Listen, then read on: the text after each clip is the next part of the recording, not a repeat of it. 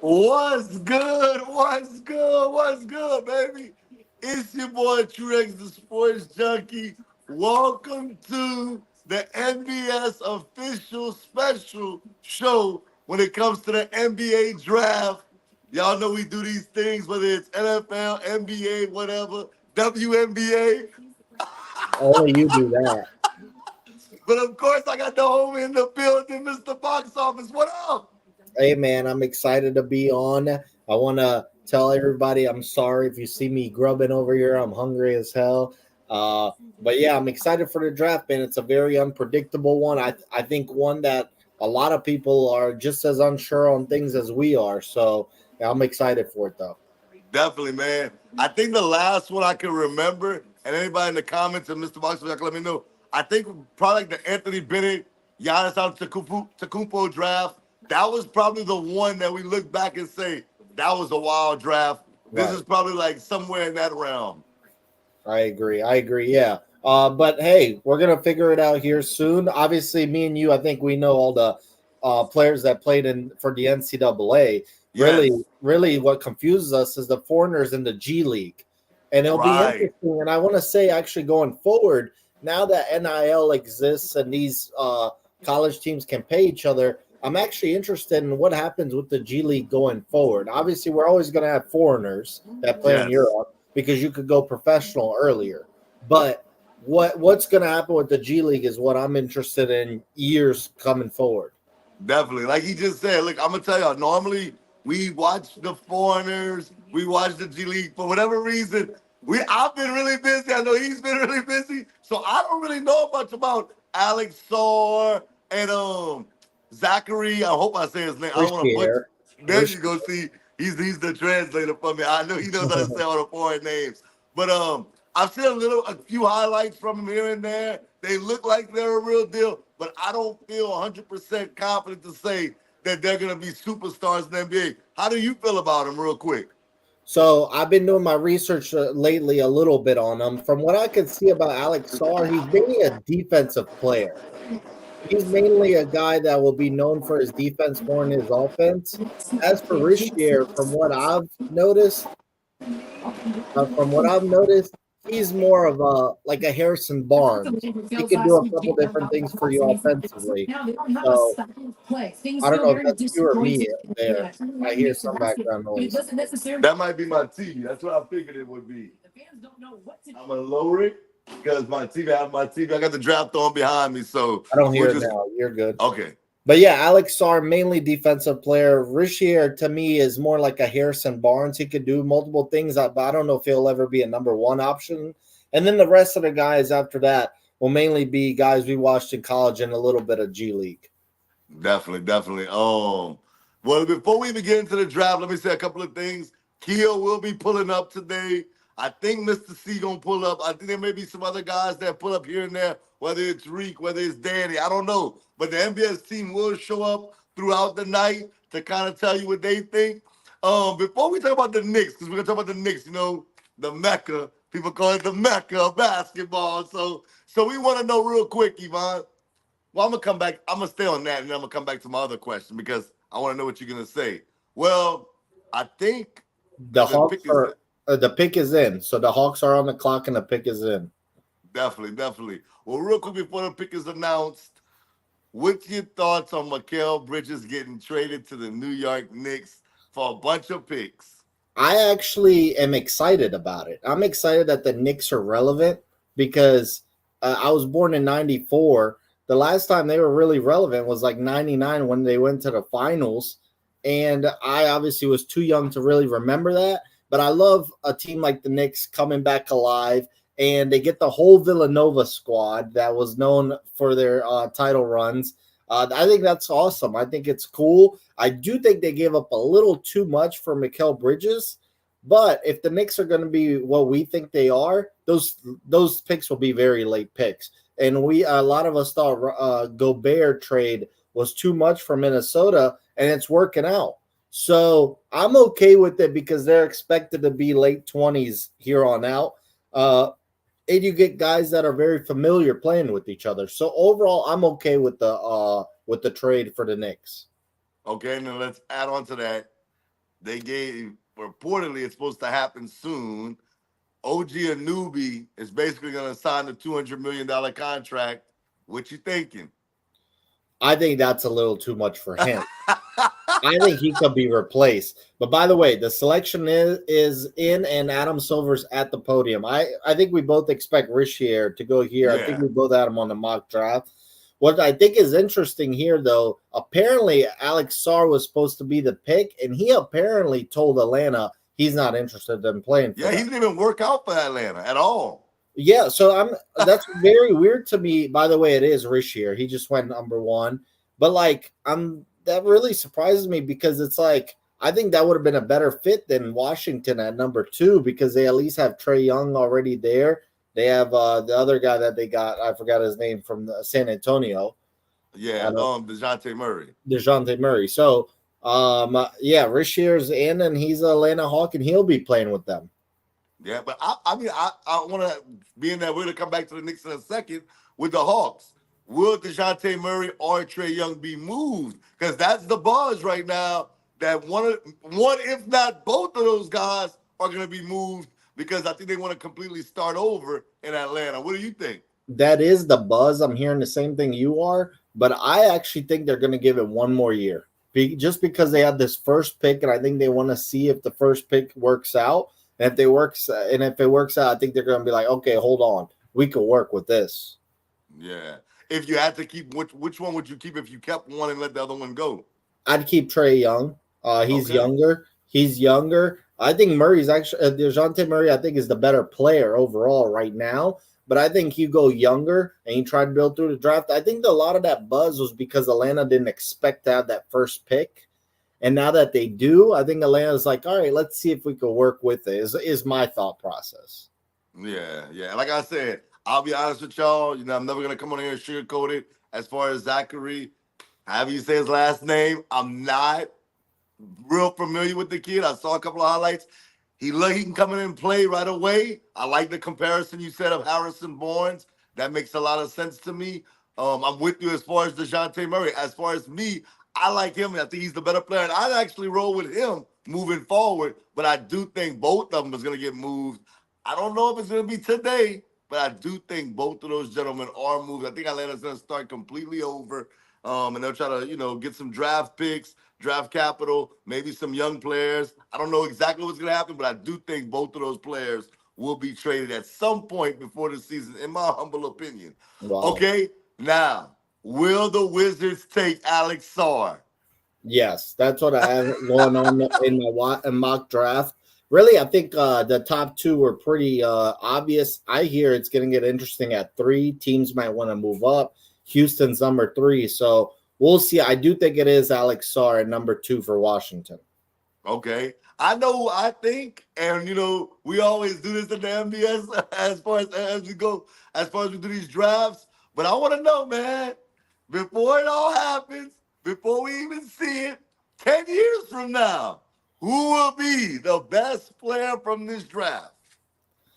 I think I might surprise some people. I think the best player in this draft will be Reed Sheppard. Wow. And what stuck out to me is he's a 52% three-point shooter last year at Kentucky. That's really good. And I think in the type of league nowadays, that's perfect. And in a league and in a draft where we don't know what to expect from a lot of these guys, I'm good with saying Reed Sheppard. I think he's going to be a good player in the NBA. Obviously, fit matters for a lot of these players. I like Donovan Klingman if it's the right fit. So it has to be the right fit. But for right now, I'm going to go with Reed Sheppard. I like how he shoots the 3 ball. He's a stud from 3, and it fits today's NBA. Wow. I'm not going to lie. I might change my mind. I might change my mind if he lands with the wrong team. But okay, so I'm gonna agree with you in the sense of where people go matter for sure. I'm going off of just what I've seen as far as in college, and like I said, I'm not gonna speak about the foreigners. Alex Sarr may turn out to be the best. Richard Sher, however you say his last name, he may turn out to be the best. But I'm gonna go with Stephon Castle. I do think he ends up going to San Antonio, And for me, I think that's a great destination for any of these guys. You don't have to go in and be the number one option. You Right. got Wemby over there. So I feel like whether it's Reed Shepard, Stephon Castle, Kling, and whoever ends up there, Dalton Connect, whoever goes there is going to be in a really good situation playing next to Wemby. But I'm going to go Stephon Castle. I just like what he brings to the table as far as defensively. I think that in the NBA, you have to play defense in order to be successful. And I do think he's a playmaker. So I really like him a lot. I really don't care so much where he goes, but ideally, I think if he goes to San Antonio or whoever goes to San Antonio is going to be a great, great pickup. So that's what I'm going to say today as far as of now. All right. So the pick was in. I saw Alex Sarr got just selected. I don't know if you saw it. I see pick is in. I didn't see it pop up anywhere. Okay, so I got it on my phone. Okay. Update came. So Alex Sarr was picked up the number 2 pick by the Washington Wizards. All my Wizards fans out there, shout out to Jasper. I actually just got Bleacher Report Alex Sarr, so I see what you're saying. Okay, so you said he can be a defensive player, a Gobert type. A Gobert type. The comparison that I'm hearing from everybody is Evan Mobley. Okay. Okay, so what? Give me based on what we saw, because I saw a little bit more of Alex Sarr than I saw of Zachary. Do you have any bust concerns with Alex Sarr? Yeah, I think always with 7-footers, you have to have some bust potential there. And obviously, I don't know if I like the fit in Washington. Gotcha. You know, he's not surrounded by the best pieces either to succeed immediately. So I think he might struggle early on, and it depends on how he handles pressure going from there. So I do see bust potential and a lot of these guys, but I do see it, unfortunately, in him. And I do think he's going to get a lot of pressure just because he turned professional at 14, played at Real Madrid, and now he's the second big Frenchman after Wemby. So it'll be those comparisons. So I'm more concerned about him offensively than defensively. I agree.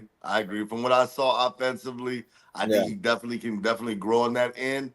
Especially in the NBA, he's going to have to grow. And then in the East, when you think about the talented guys in the East of the Jason Tatums that's going to get to the rim, Jaylen Brown, you just saw what the Knicks are doing. You got to do it. And then at him being a big, he got to deal with the Joel Embiids, the Bam Adebayo, who got a big contract as well. Right. So I'm a little concerned about it, but we're going to see if he turns out to be Evan Mobley. That's fire for the Wizards because I think Evan Mobley's a young riser in the NBA. I like his game a lot. All right, number 3. This is the big one. Houston, what they going to do? What are they going to do? I had my mock draft. I'm pulling it up right now just so I don't forget. Okay, so number 3, obviously we both did these mock drafts thinking there was not going to be trades because we can't predict them. There will be trades. But number 3, I had Reed Shepard going to Houston.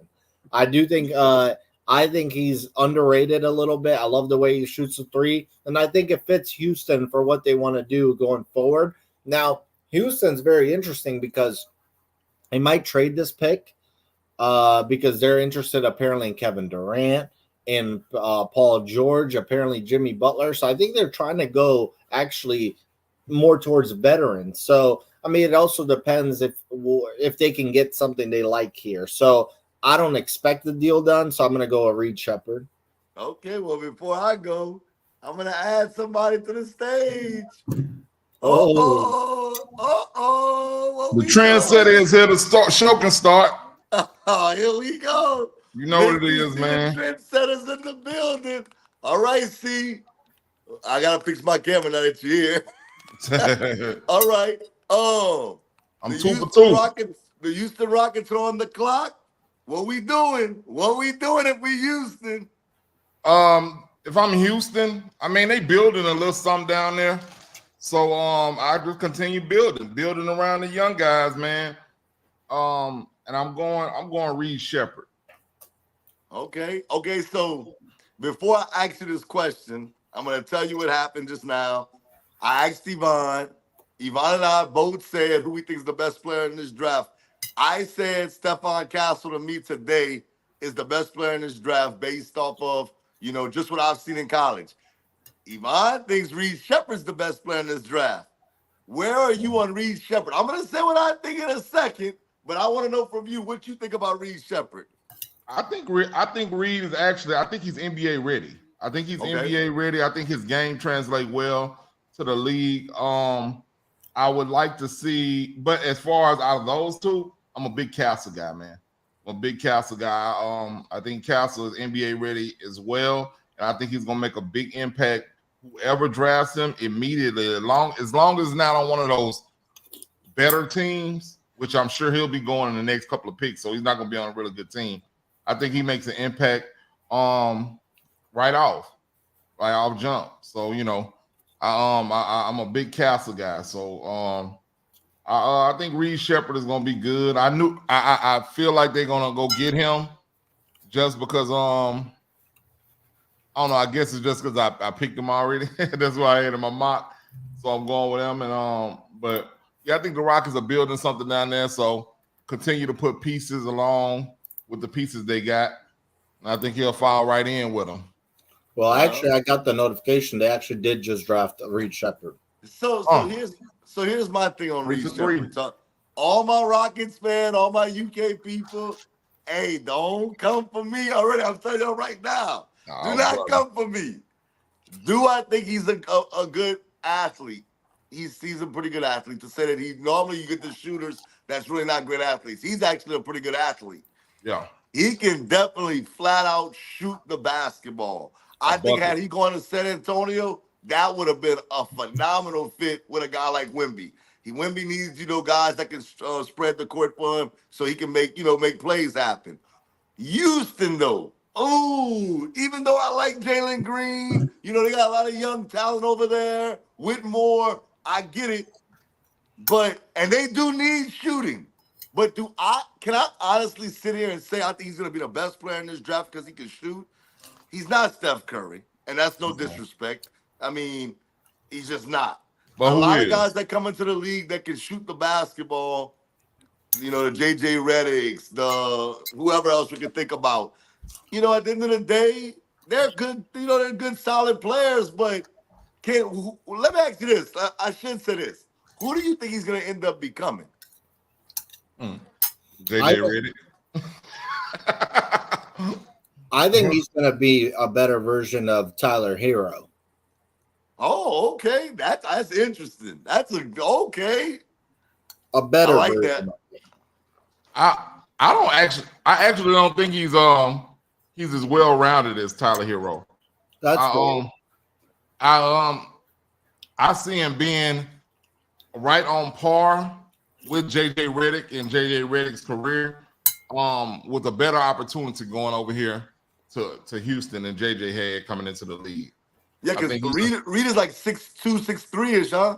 Like that to me. Mm-hmm. That to me, I don't know how I feel about that, man. Now, granted, especially at his height, he's gonna have to guard the Kyries, the Steph Currys, the Damian. That's what's gonna happen. That's what's gonna be a problem.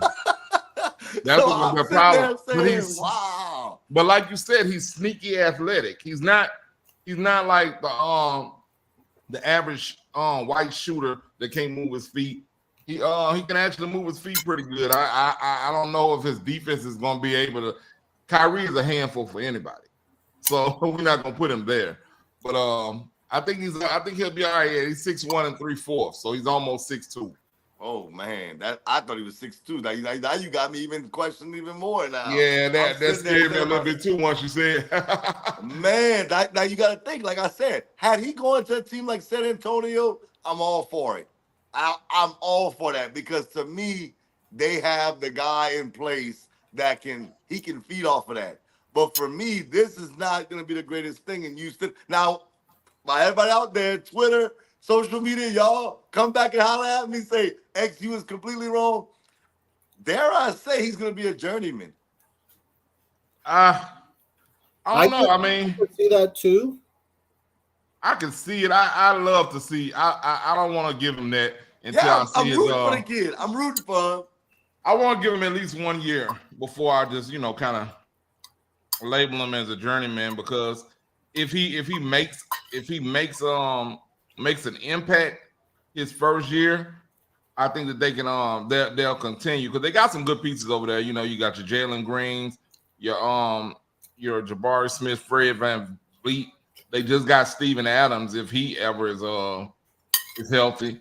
So you know they got a little something cooking over there, and Ujiri as the coach, he basically put Boston in a position that they are now.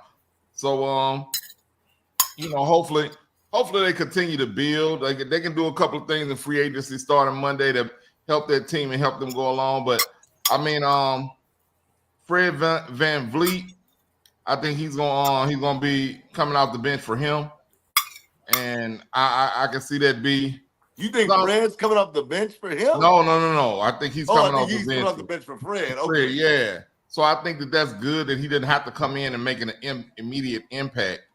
But being a sixth or seventh man off the bench, I think that can help him develop. And like I said, if he makes an impact, let's say he averages 10 points a game this year, that's a win. That's a win. Absolutely. So you know, especially with his size. His size is the only thing that kind of scares me. But I'm gonna say that I'm glad you said that. That to me is his peak, Fred Van Vliet. I think that's his peak. I think that's like if he becomes the best version of himself, I see Fred Van Vliet. That's what I see. That's no disrespect, because Fred Van Vliet won a championship. He contributed on that team. It's not like I'm disrespecting him. I'm just saying what I see. So that's where I'll go with him. I'm not a big fan of the first three picks. I think that you have a guy like Stephon Castle sitting on the red carpet, green carpet, whatever you want to call it, and you pass it on him. I don't know about that for me. And I know he was a freshman. I get all that, but that means you have more time with him to develop him. I don't know. I like his upside a little bit more than the other guys. Now they may be more ready today, but I like Castle a lot. With that being said, is the fourth pick in yet from San Antonio? No, actually, I haven't gotten anything from San Antonio yet. Okay. And just to kind of piggyback off of what you were saying about Shepard. Like I think that his peak might be closer to a Fred Van Vliet. Just because if he's in the best position that he could possibly be in, I think that Van Vliet was on the best position he could possibly be in when he was with Toronto. Yeah. Now he's more of a focal point. Now I don't know. I don't know if that's going to turn out well for him. I think he took the money, and he's a focal point of an organization. And I don't know that that's good for him. Yeah. But Spurs selected your guy, X. Woo! That's Spurs. Hey. Castle. 2 years in a row, they might have got the best player in the draft. Maybe. I'm just here to say it's a good fit. And they got another pick coming up. And if they take who I think is going to drop to that spot, they're trying to build a defensive team with the superstar that they already have that we saw promising future with, as long as he can stay healthy. So I like what San Antonio's doing. See, real quick, I think you said Castle's the best player in this draft, in your opinion. Yeah. Okay. All right. Well, like I said, even with that, man, I could be wrong. Last year, I had Scoot Henderson being the best player in the draft. So I could be wrong, man. Scoot, not that he's a bust, but he didn't show me anything this year. Yeah. I actually have a harder time predicting the NBA draft than I do with the NFL. Yeah. So let me ask you this real quick, Steve. Real quick. Who's the biggest bust in this draft? You've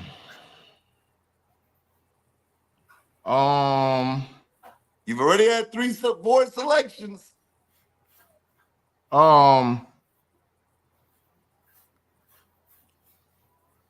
Man,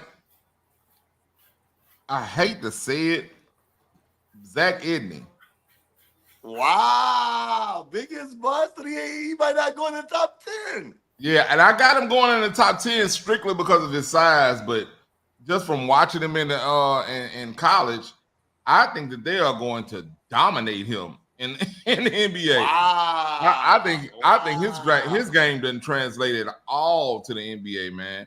I look at him, he's like, maybe if this was 15 years ago, he'd be able to be dominant in the NBA, but he doesn't move so well to me, man. He doesn't move so well to be big. He looks big and clumsy, and every big man in the league now is big and athletic.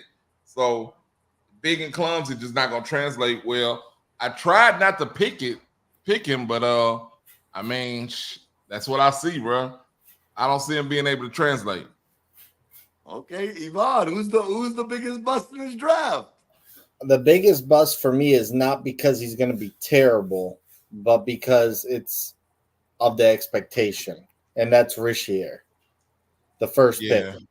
I don't think he'll ever live up to that. I don't think he's going to be a top 20 player in the NBA. I think he could end up Harrison Barnes, which is solid, but he's never going to be the first option on your team, and that's what you're hoping when you draft these guys number one.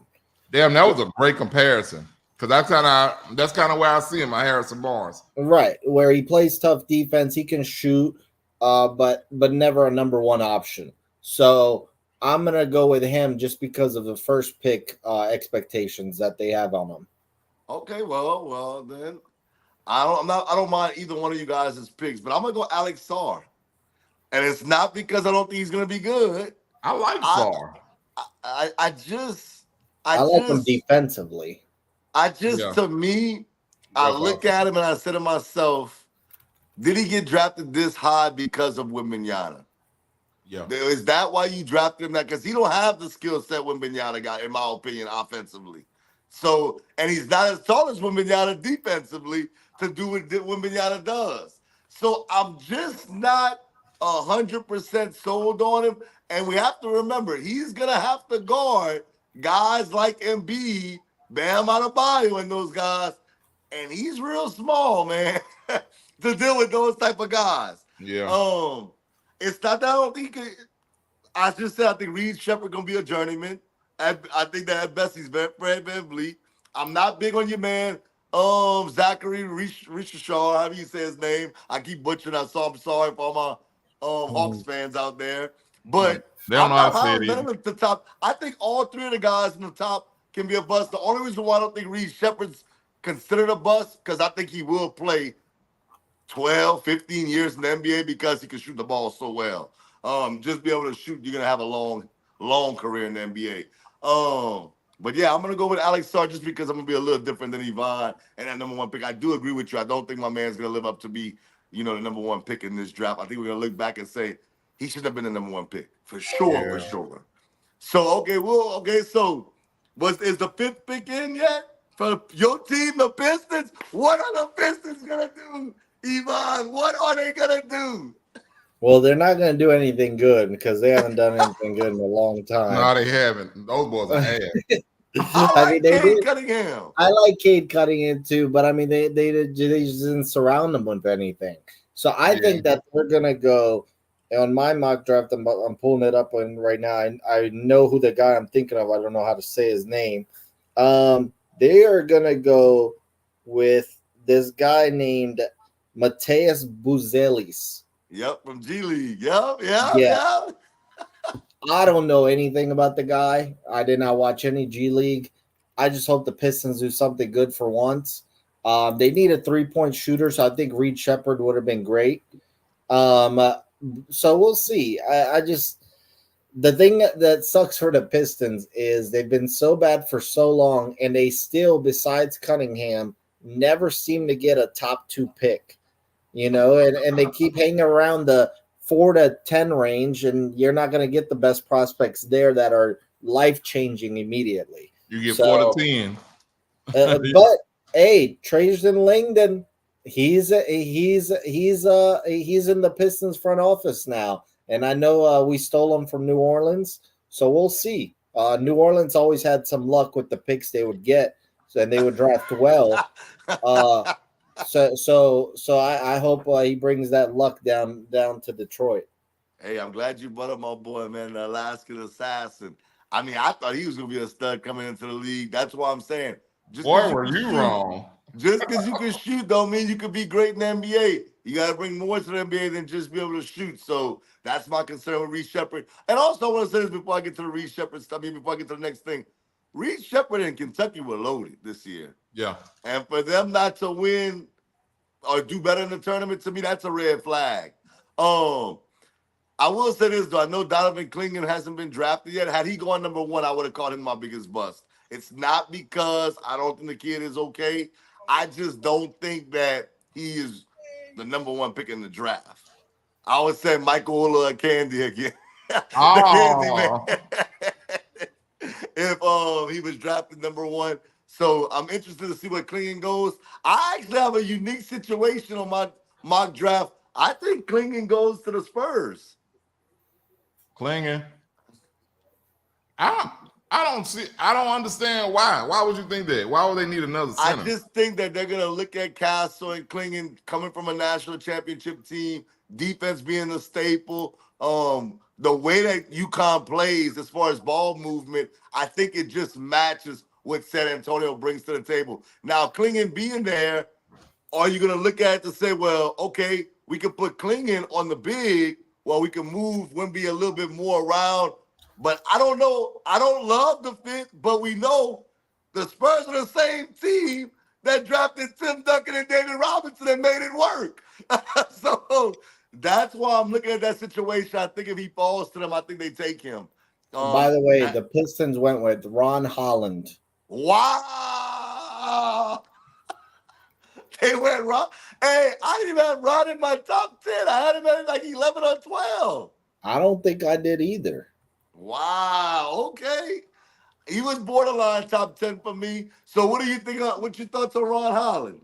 To be honest, I don't know. I think because he was in the G League, I have to see more on the actual NBA stage. But I don't know, man. I like what Langdon did in New Orleans, but then I'm never sure about these G League guys because I don't know about the G League quality compared to the European pro game, and obviously I know the quality of the NCAA. So I think he's one of those guys that will probably need some time. Okay. What you think, C? I mean, I've only seen highlights, so of course the highlights are exactly that, the highlights. From what I've seen, though, he can hoop. Like they said, he was the number 2 recruit in the 2023 ESPN 100. Yeah, McDonald's really All-American. I think my honest opinion about the G League, and I'm curious to how y'all feel about the G League. I think the G League is a great alternative to playing overseas or college. And I think G League players may be getting that extra little advantage by playing professional in the NBA. It's like the NBA farm system. You know what I mean? I don't know. I think maybe that kind of prepares them to hit the league a little bit. Besides just the other players. I don't know, man. I think he's pretty good. He's not like a 3-point threat from what I saw. He's more of a slasher, but he's high energy guy. right. High energy guy. So I mean, I think that helps the Pistons because right now they need any kind of spark. Yeah. Any kind of spark. They needed a splash. This might be the splash. Well, I think Jalen Green definitely helped the G League, how well he's performed in the NBA. He definitely helped the G League as far as that's concerned. But here's my thing with this pick. And it's not no Dr. Ron Holland because he could turn out to be good. Because I do like his upside. But to me, the Pistons keep drafting the same kind of guys. And that's where, you're building your bench or you trying to build your starting lineup, And that's where I'm concerned. You drafted Thompson last year. You have Ivy. You have Kate Cunningham. You got Duran. You got Wiseman. Where are we going? What's the direction we're going with? I like Yvonne said, I think they're going to use some shooting on that team. So I'm just a little I'm just a little concerned because I don't know what they're trying to build. I trust Trajan Langdon. I feel like Trajan Langdon's going to build something because he wasn't there prior. But I'm a little concerned with the Pistons. The good thing about the Pistons is they do have Cade Cunningham. And I'm in a ton of Pistons fans. He can go. Y'all just need to surround him with the right pieces. If Holland's that guy that Trajan Langdon thinks he can be, hey, we're going to find out real soon. Yvonne, good luck. I just want to say this. I think this is probably the first time in NBA history, I could be totally wrong, that a team just drafted without a head coach. Sure don't have a head coach. That's stupid. They don't have a head coach. We fired Monty Williams, so I don't know if that's ever happened. But if it is the first time, that's the most Pistons thing I think I've ever heard in my life. But see, actually, before you came on, I actually was talking with X about the G League. I was saying I don't know about the quality of the G League going forward because now that the college players can get paid because of NIL, will they mainly stay in college now as opposed to going to the G League? So I don't know about the G League future. Yeah, and I mean it hadn't been that many players that come out of the G League because you got Jalen Green, you got Kuminga, but yeah. I can't really name anybody else who's been a stud or anybody who's been very impactful that's come out of there in the last couple of years. I mean, like I said, I was high on Scoop, but he hadn't done anything yet. But I mean, I think that it's, in my opinion, I believe the NBA has the right idea with it. I don't know if it's getting executed properly because I just think there's too many options. So then the G League can't flourish like they want it to. The only thing I'll say as far as the NIL stuff, that's cool, but these kids, if they go to the G League, they don't have to leave America. That's one, to go play overseas. Two, they're gonna get paid like the NIL. They're still gonna get their NIL, money. They're gonna get their name, image, and likeness regardless. But here's the thing: they don't have to go to class at all. They can solely focus in on basketball. Yep. So that's why I understand them doing that. But if you want the best competition, of course, I understand what Yvonne's saying. Going overseas, playing against the guys from overseas that have been pros since they were 14 years old, or going to college where most of the kids that are the top guys, I know Holland was one of the examples, Jalen Green's one of the examples, but for the most part, most of the top guys go to college and play for one of these big universities and also play in those big environments like a Cameron Indoor or whatever else you want to talk about. So I get all sides of the argument. We're going to find out if Holland's that guy, though, Yvonne. I know you're rooting for her, being a Pistons fan. I am. It's time they turn it around, bro. They have not been a good NBA team since 2008. So, hey, shout out to everybody that's on here right now, man. I think we got like 100 and some people in the group right now watching this live. We definitely appreciate you. I want to say shout out to Wes, man. Always love. He said he agrees with you, Yvonne, as far as something. I don't know what it was. And shout out to Danny Myers, man. Lux, you're next. Hey, Danny, you my dog, man. We got to make that happen, but definitely shout out to you, man. If one of y'all want to pull up, let us know, man. All right, who's the most underrated guy in this draft, Yvonne? Well, I was actually going to go with this guy named Nikola Topic. Wow, okay. He's actually from the same country as Nikola Jokic. He's a stud. He's actually very, very athletic.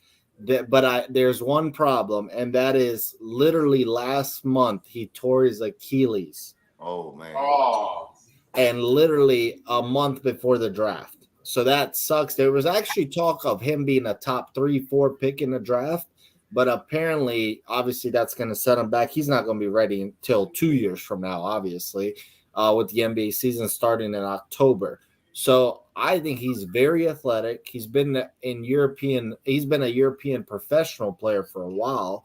So I actually think he's super underrated. He's very athletic, but bad start to his NBA career.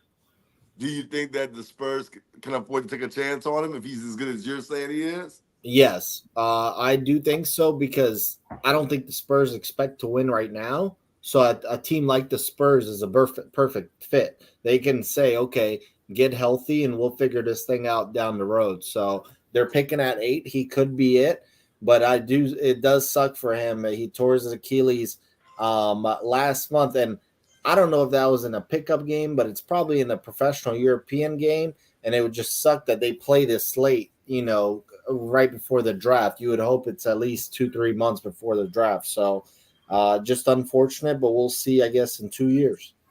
Okay, see, who's the most underrated player in this draft? I don't know about underrated, but he's kind of my sleeper, Rob Dillingham. Okay, he's dropped now. There was Yeah. talks early on he'd be one of those top picks, but now, he's dropping. He's not drafted. He hasn't been selected yet. So The third Frenchman in the first 6 picks goes to Charlotte. yeah, I had Tajane Saloon getting drafted at 9, so he went a little higher than I thought. I knew he would be a top 10 pick, though. A lot of people had him dropping out, but just off what I saw and what I heard, I knew he'd be a top 10 pick. So yeah, you're right. 3 Frenchmen. That's crazy. So my question is, with that being said, hell, do we have to worry about France in the Olympics?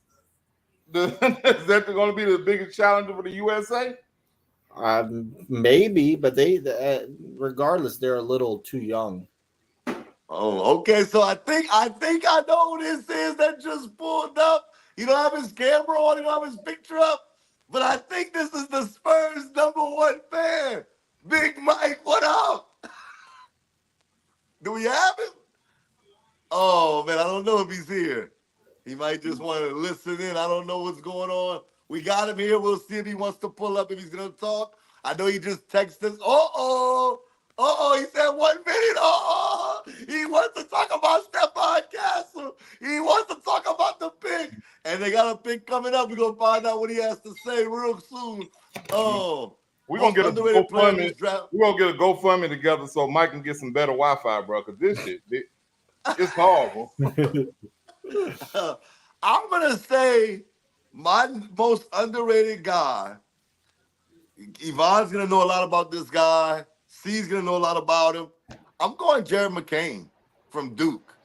I think that for a freshman to do what he did in the tournament, to me that was big time. Yes, they didn't win it. Yes, they didn't go all the way, but he helped carry Duke to where they went pretty far in the tournament. And a lot of people thought they were going to go home in the first round, second round, and they went a little further than what most people thought. Klingon just got drafted to the Portland Trailblazers. Wow, 1 pick before I had him going to the Spurs. I'm going to come back to McCain in a second. I want to talk about Klingon. Klingon goes to the Portland Trailblazers. They drafted Scoot Henderson. Now you get Klingon. What is Portland doing? Messing up. I think that Portland is now officially one of the worst 4 franchises in the league because of their recent moves. Their recent moves, nobody can understand them. They haven't done anything that makes any sense, and they seem like they're getting worse instead of better. So I think that puts them down there with the Washingtons, the Pistons. You know what I mean? Those type of franchises, because they were once a perennial playoff team with Dame. Then you get rid of Dame, you get people back, and then you ship them off. And it's just like they don't have any rhyme or reason of what they're doing. They missed on Scoot Henderson, which I mean, it's early to say that. It's early to say that. That's right. Fair. But I just had him being so much better than he is right now, coming out in the draft. So I mean, you never know, bro. I just think that I don't think they have any idea what they're doing. Okay, what you think, Yvonne? I agree. I was a little higher on Scoot Henderson compared to what he actually did. And then Klingman, I would like in certain situations, but not Portland. I think he needs a true point guard around him. He kind of reminds me of like a weaker Roy Hibbert. Wow. Something like that. And Roy Hibbert had moments, but and he was studs around him. yes, but I don't think he was a guy that you take top 7 in an NBA draft if you go back. So Klingman, unfortunately, I think is in a bad situation. Here's my thing. So now, Keel, get ready to make your video. True Exit Sports Junkie goes crazy. What the hell? You just gave DeAndre Ayton all that money, and now you're gonna go draft Klingon? What are we doing? I know you. We're drafting a backup center, or we give the money to a backup. We Hey. did something because them two not playing on the court together. Hey, Unless Robert they're Williams trying is to that do- backup center. But here's my thing. See, are you trying to duplicate what you saw Minnesota do? Because I know one thing: Aiden can't play like Cat. I know Klingon can't play like Cat. They don't shoot the ball at that high rate as Cat. And Cat, even though he's off some nights and he's up and down, Cat is a much better offensive player than both of those guys as far as stretching the court. Him and Gobert kind of go better than these two guys. Right now, off the draft, and I just told you I had people that were bust. For me, right now, at this very moment, I don't like what Portland's doing at all. They get this ain't it. This ain't it. Klingon is not the pick for me, and this is a terrible fit. If I'm wrong, I'll say I'm wrong. 10 years from now, I think they're gonna look back and say, we dropped the ball in this draft. We dropped the ball. I would have been more happy to draft the guy that you said from Croatia, Ivan. Stash Storm, because you know you're not winning right now in Portland. This is not the pick for me with the Portland Trailblazers. Oh, how the mighty have fallen. When you think about just a few years ago, you had Damian Lillard, CJ McCollum, and I mean, we go back a little bit ways, LaMarcus Aldridge. You had even him. I don't know what they're doing over there in Portland, but this ain't it. I think Portland may be drafting number 1 next year. And I mean that. Yeah. Even Mike had to come on here and say yes. Makes no sense to me. What up, Mike? What up, guys? It's great to be with you guys again. Just popped in for the NBA draft. Saw the Stephon Castle pick. Saw that 3 of y'all picked Stephon Castle to hit the Spurs, and I agreed with that and loved it, and very happy with that.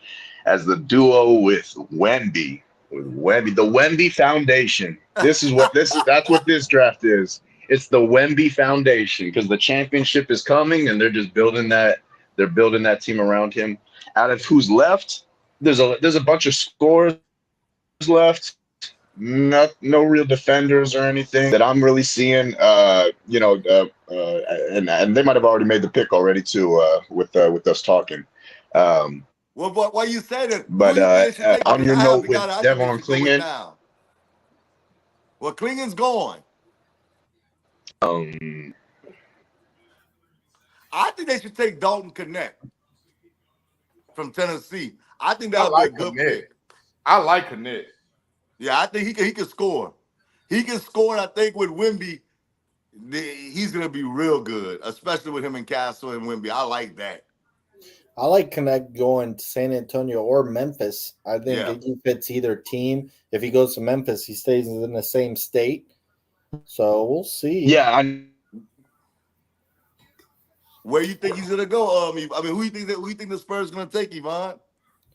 I had the Spurs. Let me see. He needs to fix his defense because his defense is not good in the inside. He does not defend well on the inside. He got torn apart on the. From guards. Guards just he doesn't. I was watching that UConn game. The national championship. He just does not defend the paint well. But I think he'd be perfect backing up Wemby. Who you got, X? Who do you want on my team? Klingon got drafted just now. I said Edie. I said Edie. Oh, Edie. Oh no, I think you're gonna go with Dalton Connect. I really do. I think you think they go with. Yeah, I had them going Devin Carter, but after that first pick, I'm not sure. Okay, mm-hmm. All right. I would be very happy. I'd be very happy with Dalton Connect because he could score. He could score, but I just don't know if he can defend. And yeah, my connection's probably bad, folks. So I'm gonna get out. But I would be very happy with Zach Edey or Dalton Connect. But that's because I've watched them in college and I wasn't watching the other players. But I'll be listening. But I'm gonna drop off now, guys. Go Spurs, go! Appreciate See you, you my guys. brother. Definitely, man. All right, bro. See, where should the Spurs go now? Of course, I think Jared McCain would be a great pick. I just don't think they'll reach that far because for whatever reason, he's dropped to like the 13, 14 range. I said going into before the draft, I said if they could get Castle and McCain, that would be nice to be around Wemby. But I'm not mad at Dalton Connect. That's a really good pick for him if they get him. There's some other picks. I like the guy from Croatia. Watched a little bit of highlights of him. Not as much as Yvonne probably, but I saw a few highlights of him. What you think's gonna happen? I think they go Dillingham right here. I think that the Spurs go Dillingham, Rob Dillingham right here. That's why I had in my mock. I could see him helping Wembyana. Like they said, like Mike said, this is the Wemby Foundation. You want to put pieces around him that can hoop. You know, he can definitely hoop, but I think he can help him develop. Now, I don't know. I'm not going as far as he said the championship's on the way. I think they're far away from that. But I mean, I can see them going with Dillingham right here. Also, did y'all notice how the NBA copied the NFL separating the two nights for the draft? Yeah. My apologies, guys. I had a call. Somebody was trying to interrupt our broadcast. But we back. But X, what do you think of the NBA copying the NFL, making it two separate rounds, two separate nights? I actually love that for the NBA. That is so much better because, Lord, man, after the first round of the NBA, it's like, do I really want to watch the second round at this point? Yeah, I mean, we obviously are always going to watch, but I think they're going to get a bunch of viewers tomorrow just because the potential of Bronny. Absolutely, for sure. I'm 1,000% on board with that. Where do you expect Bronny to go? I think Bronny's going 55 to the LA Lakers. You think he'll still be around? I think so. I don't think teams are crazy about Bronny. And I think LeBron's been just hoping that he does drop to them at 55. And I think that the Lakers are going to have pretty much no choice, in my opinion, if he's available. Oh, no, if he's available, they don't have a choice. The Spurs select Dillingham. Right here, the trendsetter, bro. Y'all listen to me, man. I'm never going to leave you wrong. Wow, the Spurs are having a great draft, honestly. Yeah, like I'm kind of man. So this is gonna be interesting with Dillingham and Castle. But I mean, they have the good thing about the Spurs is they have DPs. That's the one thing. Once you have DPs, you just gotta build around with the best players available around them. The good thing about Dillingham, I feel like he got a strong motor that can push the ball for Wemby. So this is gonna be good. I ain't mad at that pick. I'm not mad at that pick. I thought I should have went Dalton Connect, but I have no issue with this one right here. Yeah, Connect's gonna go. He's gonna go pretty soon. He's not. I don't see him being a top 10 player. I think he's gonna go with the next two picks, Memphis or Utah. I had him at Utah, but Memphis fit would be good. Yeah, I definitely think he's going to go top 10 for sure. I don't see Dalton Connect dropping out of the top 10.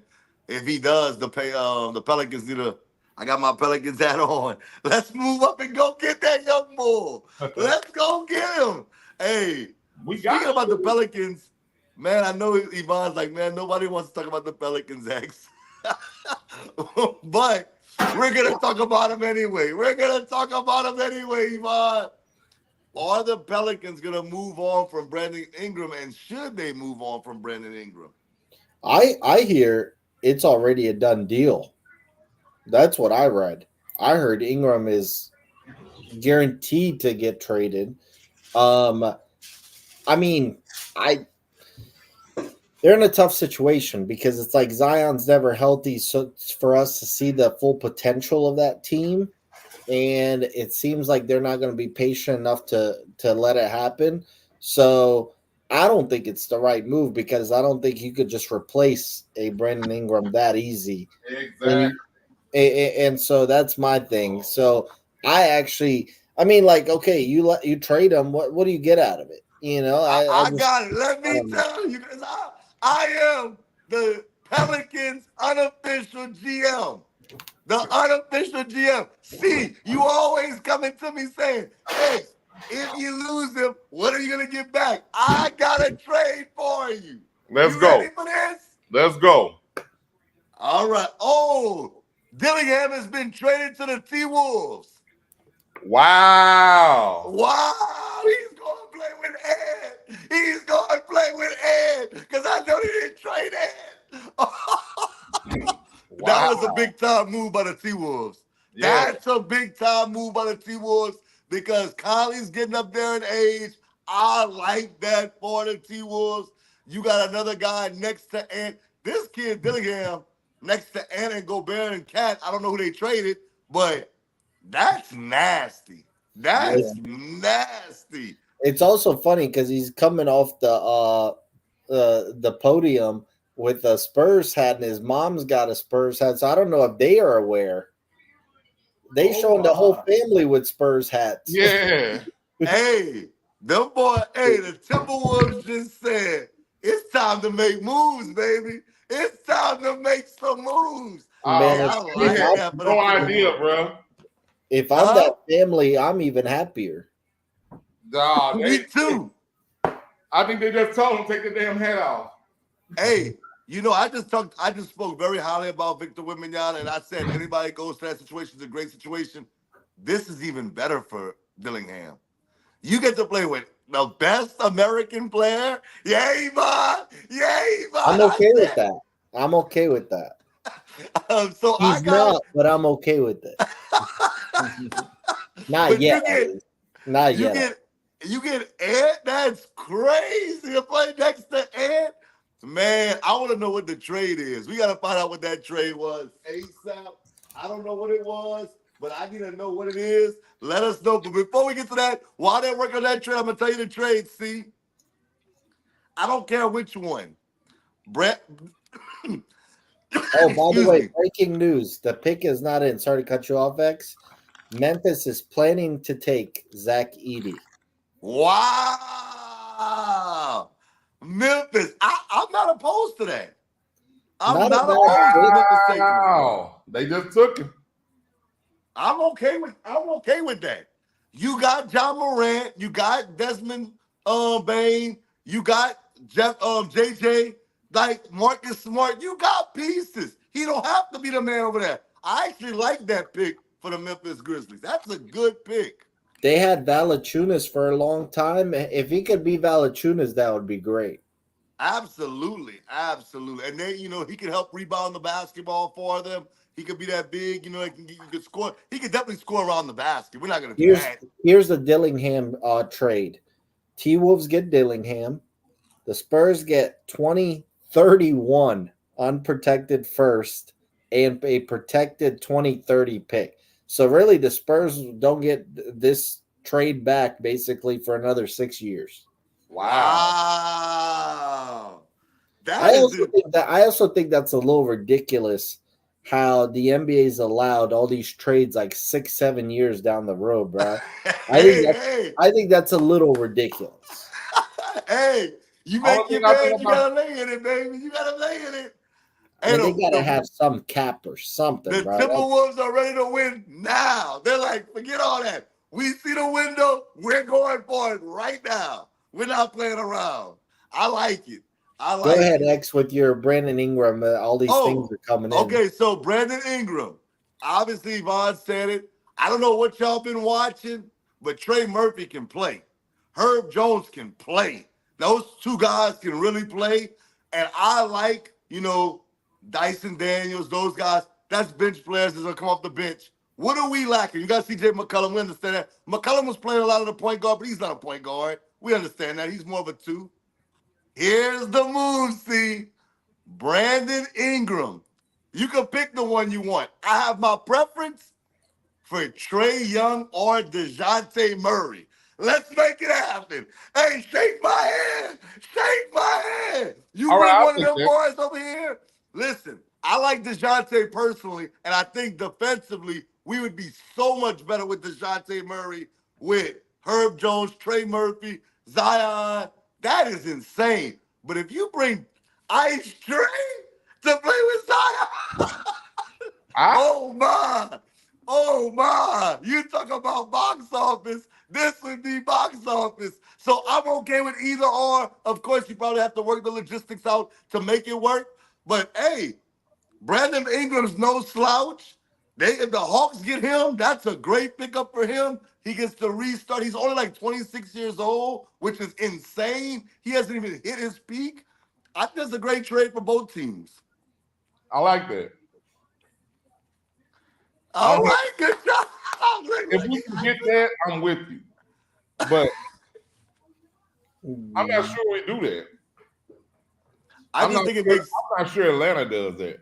I just think that Atlanta's problem was going for Trae Young and DeJounte Murray. They're both point guards. That's why it never worked. That's why you have to break it up, because they both need the ball in their hand a lot to run the offense. They saw maybe what Dallas did. Well, I ain't going to say Dallas because they had DeJounte Murray them. But I'm just saying, to me, you have to go in a direction where, okay, we're going to go with DeJounte. We're going to go with Trae Young. If they decide to keep one of them, I think if you add Brandon Ingram to that lineup, whether it's Trae, let's say you keep Trae Young. You got Trae Young and Brandon Ingram.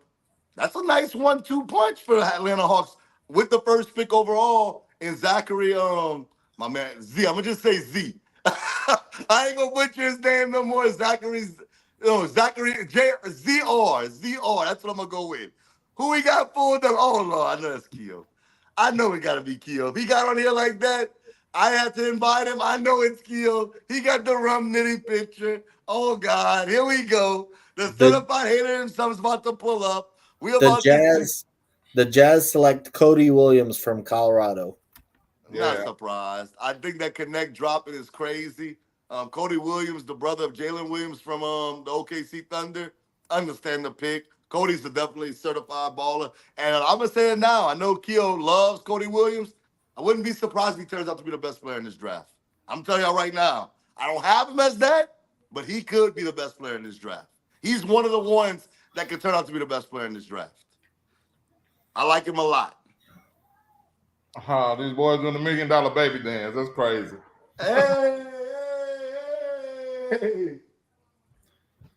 I don't know about the best player in this draft, even though that's not saying much, to be honest. I think this is don't do that, Steve. We're not doing that tonight. I really do, man. I think this is a very weak draft, man. But if he's the best player in this draft, that would surprise me, just simply because I don't view him that high. I saw I didn't see a whole game from him, but I saw him. I actually saw a couple of games they had on earlier this year, and he jumped off the screen to me. I didn't know anything about Colorado, and I started by just watching the game for about 5 minutes. I said, damn, that's a dude right there. You know what I mean? So, yep. So it's easy to tell that he's a player. But, when you're stepping up competition and playing in Utah, I couldn't tell you who plays for the Jazz right now, to be honest with you. That's Come on, man. You so disrespectful, man. I'm just saying, man. It's like, Big Laurie, don't do him like that, man. Bro, come on, man. You sitting there, man. The Jazz. It's not. He's not going to make that much impact. What? Hey, see, I'm going to say this right now. I want to say this before we even go any further. I don't have to see anything else. It doesn't matter what happens. I don't think I'm going to be. My winners already for the draft. It's over with. Is the Minnesota Timberwolves. I think they won in the draft already. It doesn't matter what nobody else does. I really like what I've seen from Minnesota. Them moving up. You talking about a team that was right there on the cusp of playing the NBA Finals.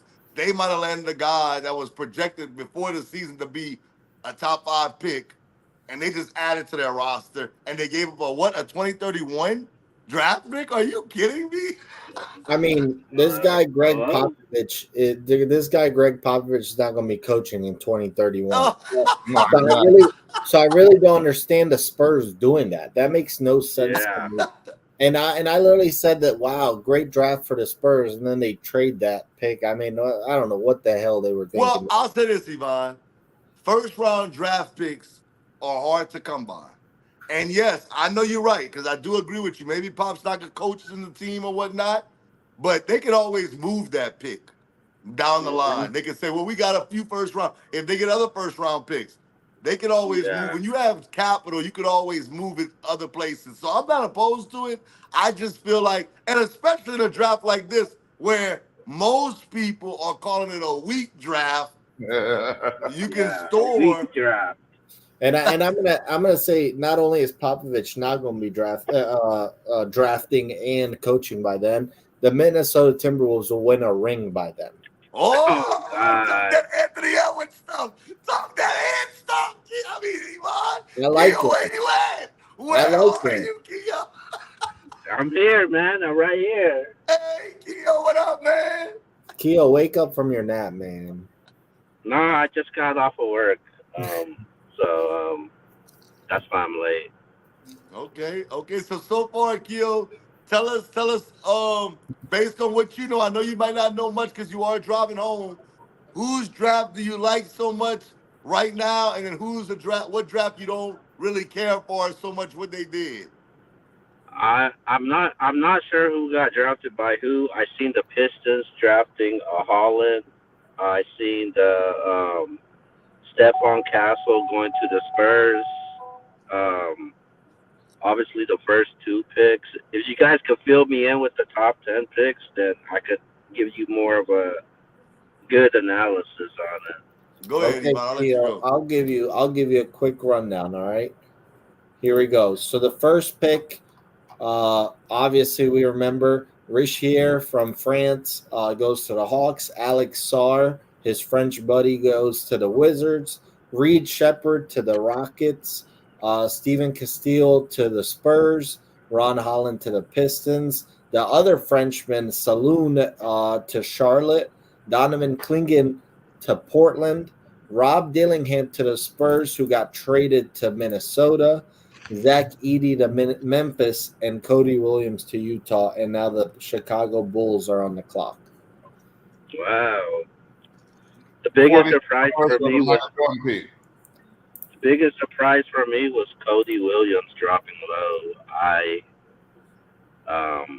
I think Cody Williams is automatic, and he's an exciting player to watch. Obviously, you've seen what his brother did. I think he's better than his brother, though.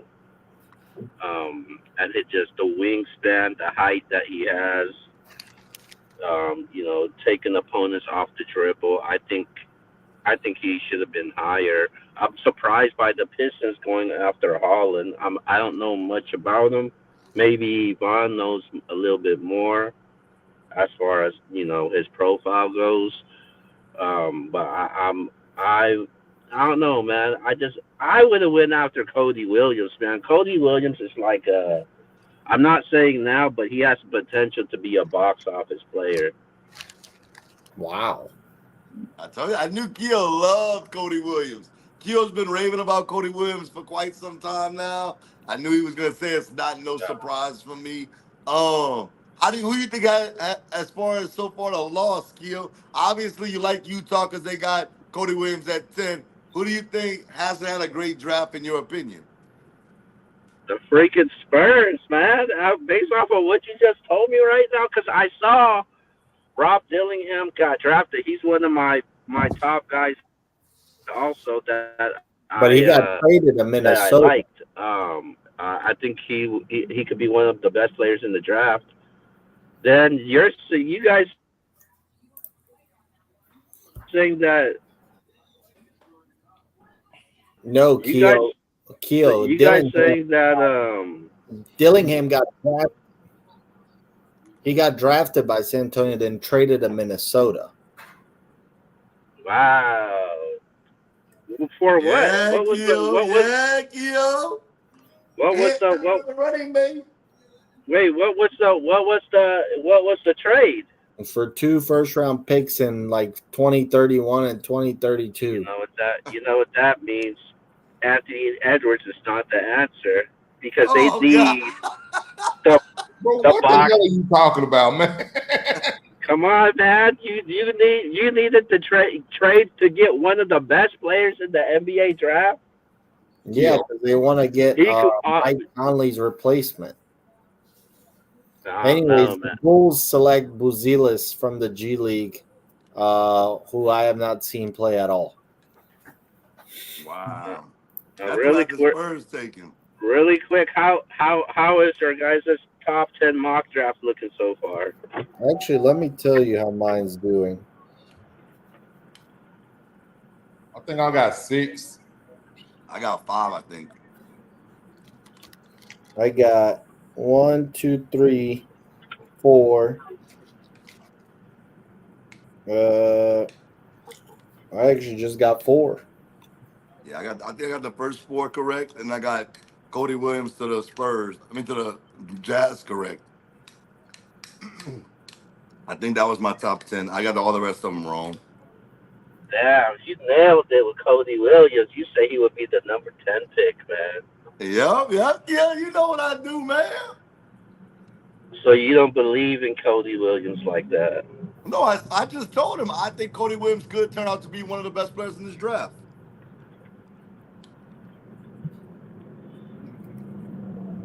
Do you guys believe that this year's draft they're basing it off of what is more needed instead of who's the best player available in the draft? I kind of do agree with that. Yeah, I do think they're going more so what that team needs more than maybe what they think is the best player. No, I disagree. Go No, ahead, but sorry, finish. hold on, X. But you always told me throughout the years, like, if it's me in the draft, even in fantasy, I'm taking the best player available, not what's needed. Yeah, that's what I'm saying. I think that the teams are taking who they think is the highest on their board. Like, for me, I said this. Portland had no right taking Klingon to me. I say no right. They should never did it. That makes no sense. Klingon next to DeAndre Ayton, what is that? That doesn't even make sense to me. Unless you want you drafted Well, in yeah. the top 8 for a backup center. And like I said, Robert Williams is over there too, so he's not even gonna really be the backup. That's crazy to me. I don't get that at all. That makes no sense to me. I don't Yeah, like the Klingon pick at all. If you say, yeah, I'm by listening. saying that, nobody believes that Klingon's a better player than Cody Williams or Rob Dillingham. Well, I disagree with you on that. And here's why. I'm not saying I agree with you as far as my perspective. But there was talks before the draft started that Klingon could go number 1. And I'm sitting there like, what? There's no way on earth. Like, No. I'm just saying what I see. I saw a couple of mocks that said that. I was like, yes. People were saying Klingon could go number 1. And I just didn't see that. Even with them watching them in the national championship game. Yeah, okay, y'all won. But it wasn't like you just completely shut down Zach Edey. We're not doing that. No, we're not doing that. Zach Edey actually went off. That's what I'm saying. So I'm just looking at him saying to myself, why would he be the number 1 pick? Makes no sense. For me right now today, I'm going to say Minnesota won the draft while Portland lost it. And I'll throw another team that I really like so far what they did. Obviously, I like what the Spurs did because Stephon Castle's probably my favorite player in the draft. But on top of that, I like what Memphis did getting Zach Edey. If Edey fell to the right spot, it was the Memphis Grizzlies, in my opinion. Also, OKC and Sacramento draft next. If either one gets Dalton Connect, that could be a solid fit. I think Connect is next. If he goes to OKC, I think that's awesome. Wow. Man, OKC is going to be nice for years. I think in 34 years, once Nikola Jokic calms down a little bit, man, we might be looking at Minnesota OKC for years. Yeah. I wouldn't be surprised if it starts immediately. Start next year, bro, because they're not doing anything but getting better. I mean, Denver. I know what you're saying, but I think I mentioned it to you the other day. I said, could this have been Luka's only chance because I think that the West, I think everybody's gonna get a different chance next a year. I think everybody's it's such a good division that everybody's gonna get a chance. Nobody's gonna be. We're not gonna look at a whole bunch of Golden States going back to back or LeBron going back to the finals like he did when he was in the East. I think it's gonna be a lot of fluctuation in the championship games moving forward, man. So I understand. I got Jokic as the best player in the league right now, but I think that teams are going to start winning. If you can put together a great team, you can go through this. You're going to be able to get to the finals and maybe win one like Boston did this year. I just think that these teams are just a little young. Like when we think about it, Jokic was losing to LA back during like COVID time. So he needed those couple years where he lost. Same thing with Luka. He was losing.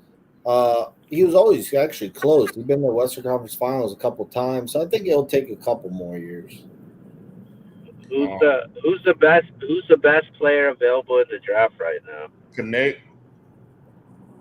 Yeah, probably Connect. I like Nikola Topic, but we won't see him for another year or so. So Dalton Connect probably. I agree. Especially if he goes to OKC, that's gonna be crazy. That's gonna be insane. OKC. Oh, forget what I said, Yvonne. OKC just took your guy. Wow. Now OKC said we already got talent. We just gonna add to our talent. So he a bucket like that? Hey, watch his highlights are nice, bro. But I feel bad for him because he's got to wait another year. But OKC is a team that could afford that. He's got to wait another year for what? Because he's the one that tore his Achilles. Oh yeah, that's okay. Okay, I got you. Damn, that's terrible, man. Yvonne, what's your debut at 16 years old? Like, damn. Yvonne, what's your thoughts on the Pistons draft pick, Ron Holland? I mean, I'm okay with it, but I actually agree with X. Like, they got too many players that are kind of similar, and you just don't know what they're selecting at this point. But they don't even have a coach right now, so they're just too unpredictable. When the Pistons gonna be back relevant? I think it depends on the next coach, but I think it's probably in like 2-3 years because I liked Langdon and what he did in New Orleans. So I think he knows what he's doing. So it's going to take 2-3 years. What about Braun coming? What about X and C? What you guys expecting your Pelicans to do in this draft? Nothing. Come on, Steve. We're not doing that. I don't, man. What do we pick? I want Jared McCain. That's what I want.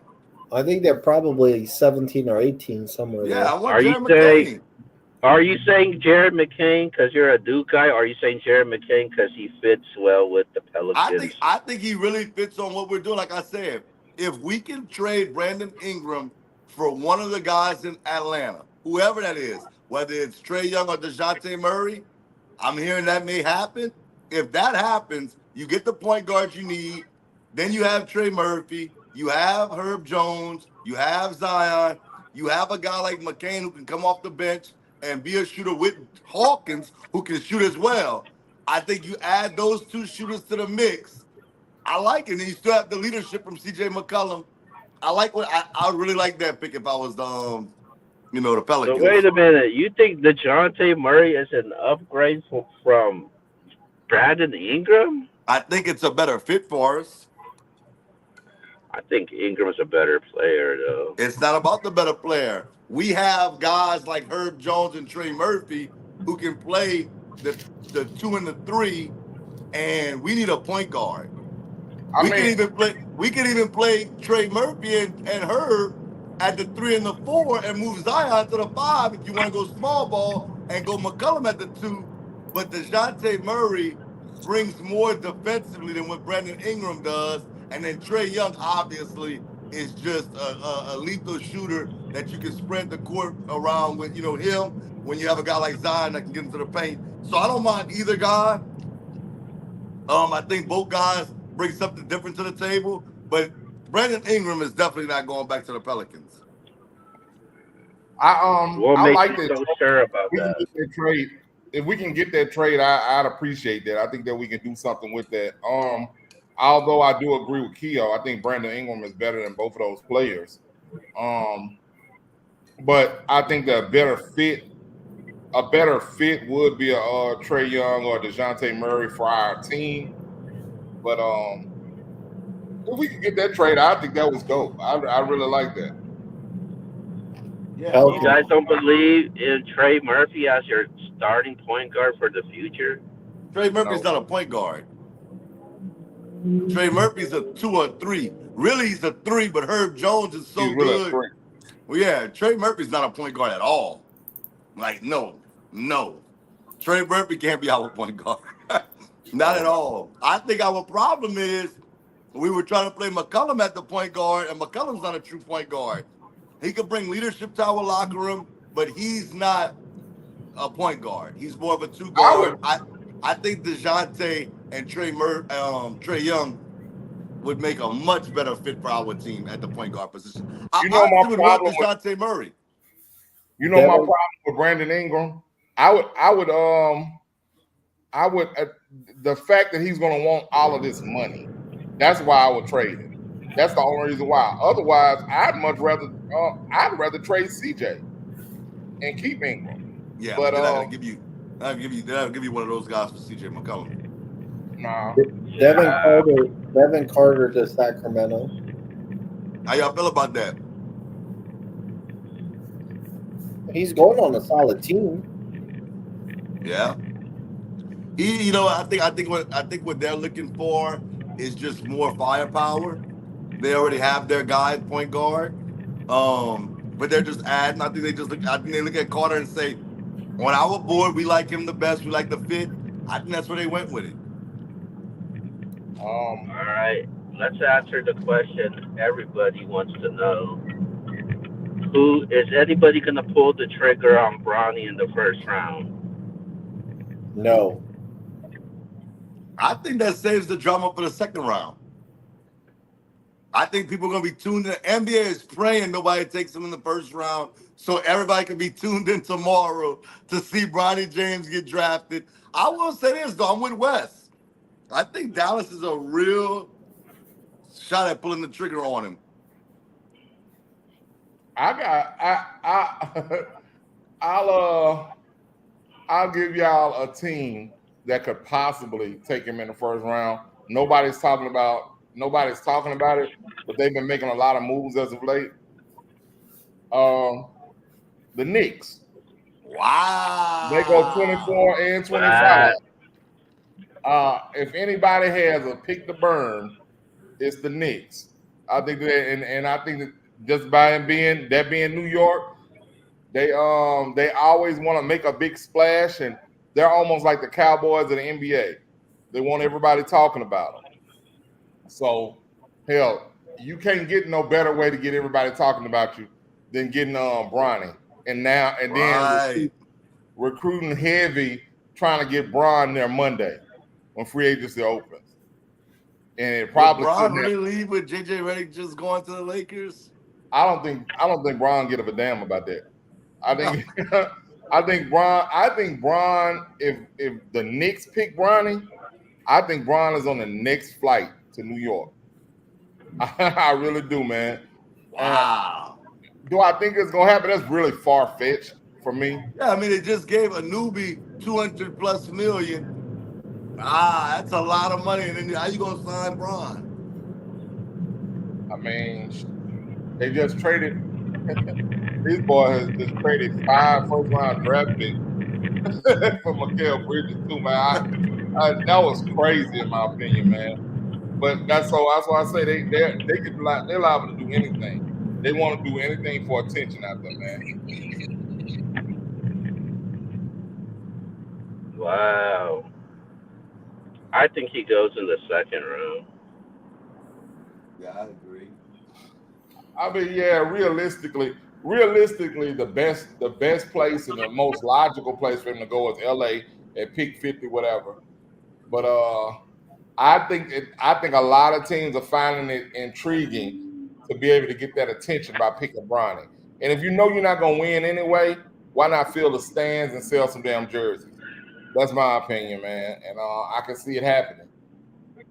And like I said, New York, I could really see them with two picks back to back.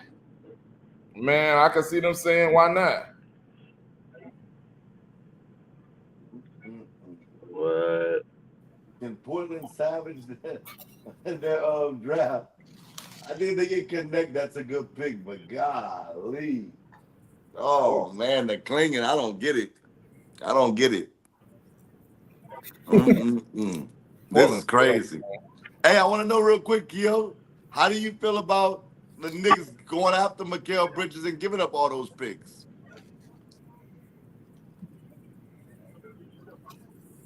Keo left us again? Oh, okay. I thought that was a decent move. It wasn't like it wasn't a power play. It wasn't like it wasn't like a splash that that'll have me talking. I still don't think it's enough though. I still think they'll at best they're still the fourth best team in the East. Wow, fourth best.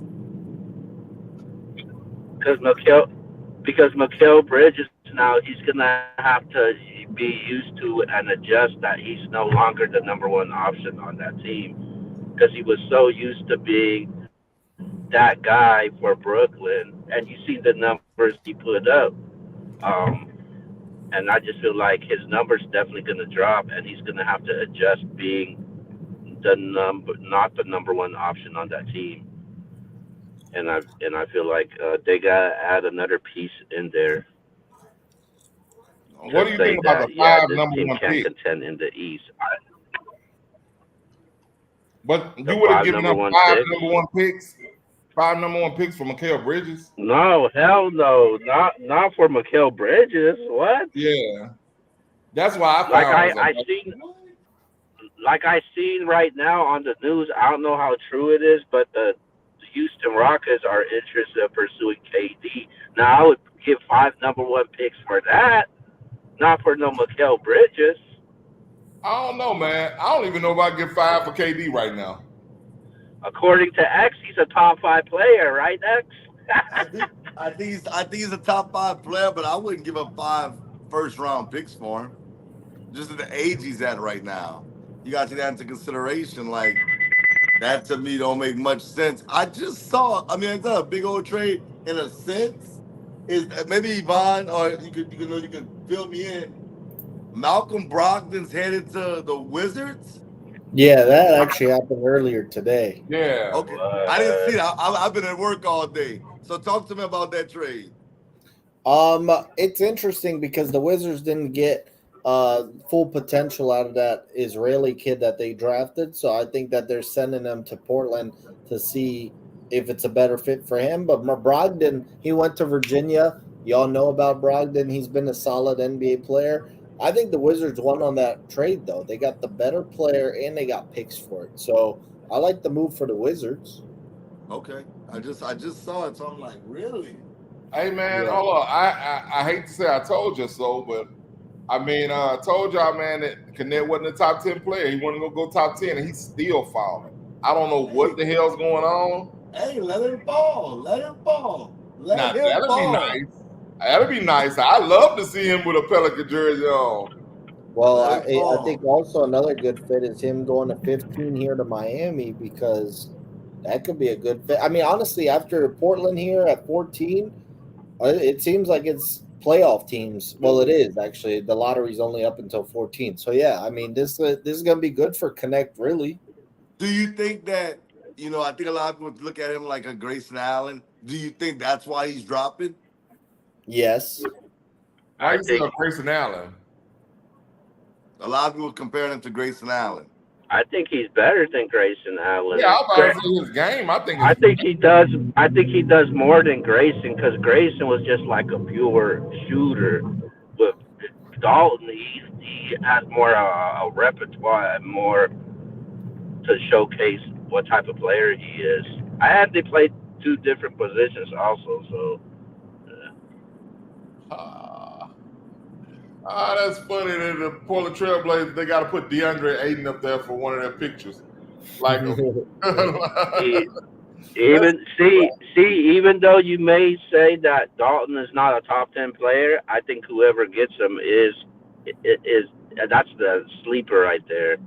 Oh no, I love Connect. I actually love him. I just knew there wasn't nobody gonna pick him top 10. Even though I had him in my mind. Deal. That's going to be a huge steal. Whoever gets him. So Bob Carrington is headed to Washington. That's what I'm understanding. No.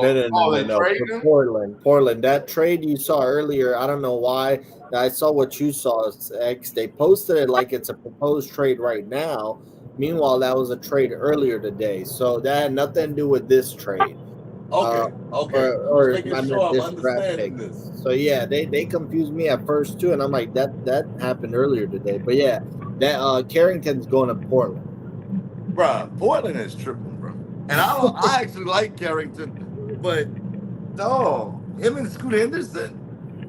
Maybe y'all don't see the similarity. What is Portland doing? Like you said, they'll have the first pick next year. I don't know what the Trailblazers are doing. And you know the funny thing is, I've always said if I wasn't, obviously I grew up as a kid a Pacer fan because we didn't have a team in Louisiana, and I was a big Reggie Miller fan growing up. Why you say obviously? Like that's something. I mean, I'm saying like everybody liked the Bulls because everybody jumped in the Michael Jordan bandwagon. That was I don't know. That's just to me like I don't just go with who everybody else like. I like Reggie Miller's, his bravado. He came out there, put his joint, get out of here. 3, please. And Jordan said, take your ass home.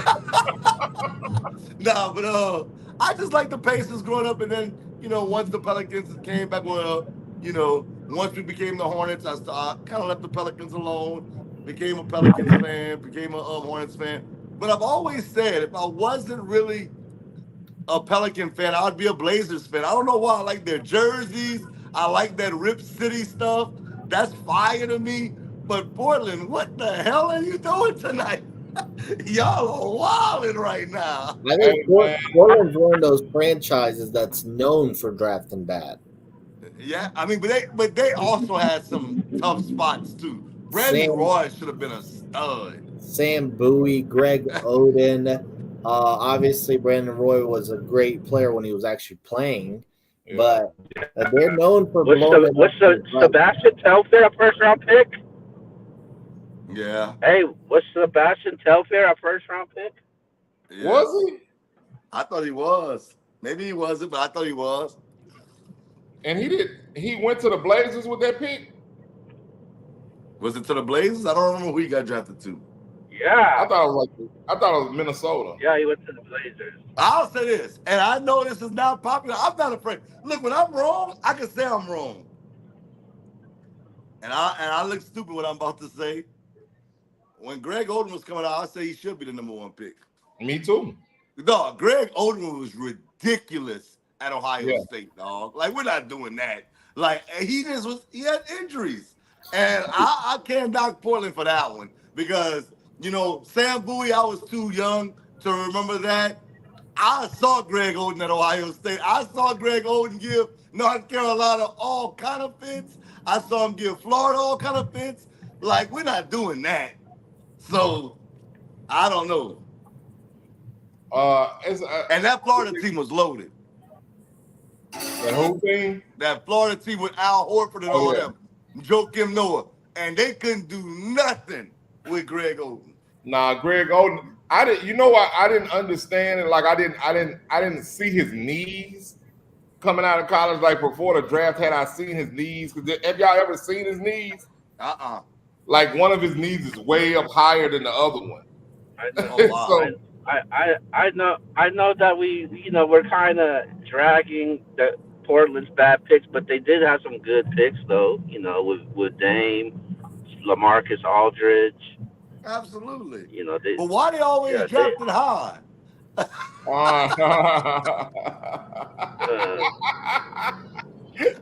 You're right, They always get a top pick. man. They just bad, bro. They bad management. Only Bub I'm worried about, man, is Bub Means, bro. And he's gonna be nice. Man. Let me see where we at. Let me see my So team. are you guys surprised right now that no Carolina or Duke players has been drafted yet? No. No, McCain should be going soon though. Yeah. Okay. Yeah, I'm not gonna lie. I mean, I thought McCain was the top. In my opinion, McCain's one of the best players in this draft. I've said it a million times. I think that they're wilding. They're gonna be mad about not taking McCain earlier. I know a lot of people's problem with McCain is the TikTok stuff. They say that, oh, he's TikTok famous, so does he really care about basketball? But we saw it in the tournament. McCain, yeah, he has a bunch of followers on TikTok, but dog, he was balling in the tournament. We not doing that. So I don't understand what the hate is for McCain, but I think they're gonna regret not taking him, bro. I really believe that. What about your boy Flipowski? I like Flokowski. I think that he could be. Ooh, this boy Killer Ware is crying. He's He what? won in Miami. What were you saying, X? I think he could be a good center if he goes to the right team.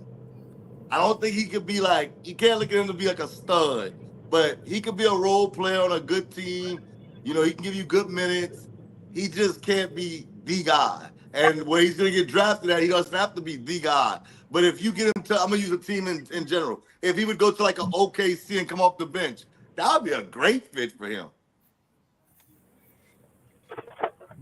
I think Miami done just picked another Whitehead.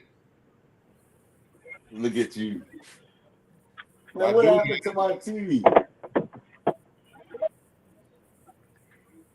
I cut it off? Am I cutting it off? That boy TV said, "Man, you ain't paying attention to this draft, bro. Go talk on your laptop. Click." Here we go. Hassan Whitehead Jr.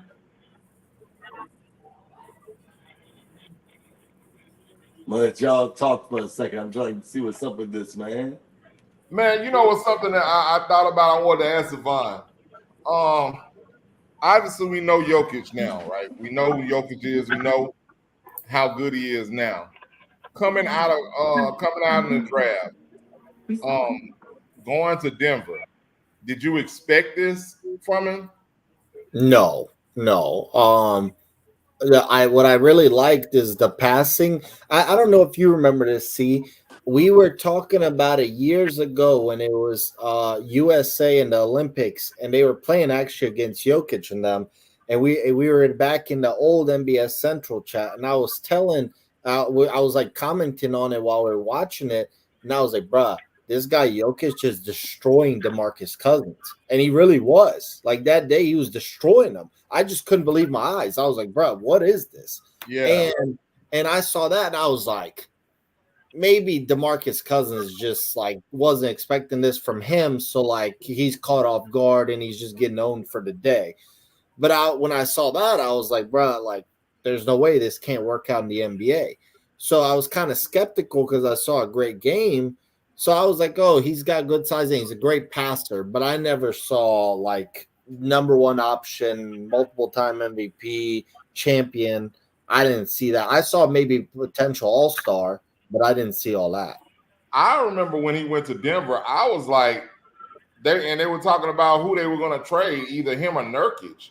And Nurkic was better early on. Yeah, and I was like, they better trade that Jokic dude and keep Nurkic because I really that was like a big debate about and then they made the right choice. Oh, they absolutely made the right choice, man.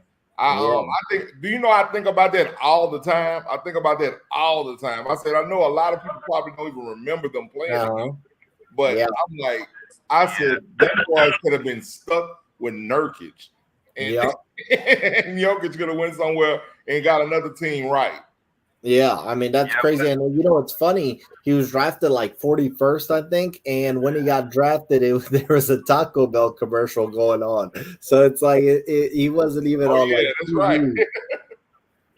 So yeah, no, I did not see this. I mean, when I saw him owning DeMarcus Cousins, I was like confused, but I was like, Cousins probably just wasn't expecting Jokic to ball like that. And then obviously it kept going. Yeah, Cousins is I feel bad for Cousins. I feel bad for Cousins too, bro. Not just because of the injuries. I think he had bad counsel. Like I think he still could have been in the league now, definitely, if he had just taken the Pelicans deal that they tried to give him. I agree. Yeah, I feel bad, even though he made a crazy amount of money, bro. It's just crazy to give up that much, and then it all goes south after that. Yeah, man. Now you're over there with Dwight Howard, in Taiwan or wherever it is. Yeah, bro. And that's crazy. It's like I feel sorry for Dwight Howard too, because he's definitely could play in the NBA, but not as much as DeMarcus Cousins, bro. Because his DeMarcus Cousins' peak was so high. It's like you could never see him. I could have never anticipated this happening to him. I agree. I could have never said that. If you had told me that, if you had said, I'm here from the future and DeMarcus Cousins is going to suck, and I'd have been like, bro, come on, man. That dude's not going to, what you talking about, in 20 years? There's no way I would have taken it. I'd have been like, even after an injury, he'll be able to be on someone's bench. Yeah. And at least Howard had a longer career and stuff. Yeah, exactly. But also Howard's career is so weird when you think about it. He was an MVP candidate in Orlando, got the team to the finals, and then he just never reached that same Dwight Howard rest of the time. Yeah. I think that he was still good once he got to Houston. I think that was just a bad fit for him. And LA pressure got to him, I think. Yeah. And Kobe wasn't playing that shit when he went there. Right. So, and he was real childish then. And Kobe wasn't for that, bro. Kobe wanted you to come over here and win. You were supposed to be my new Shaq. Yeah. Come over here. We supposed to win. I'm not with all that play. I think Kobe felt like, listen, I dealt with this with Shaq already. I'm not gonna deal with that with you. Right. Yeah, exactly. And I think when he went to Houston, Harden wasn't ready. And they didn't have a clear power dynamic there. I think Dwight Howard still thought that he was Dwight Howard, and he could be the primary focus on the team. I think if they had kept them together a little longer and built around them, they might have been able to do some damage. Did Chris Paul ever play with them? No, they wanted to get that deal done, but David Stern said no. No, I'm talking about in Houston. No. Paul didn't come till later. No, he didn't come till later. Yeah. Also, they keep showing Dalton Connect like he's Will Levis, Aaron Rodgers dropping down the board. He looks nervous, like he's never gonna get drafted. Don't worry, bro. He probably gonna go to even better situation. Yeah, man. Let the boy drop a couple more picks, man. Bring that boy to the know you.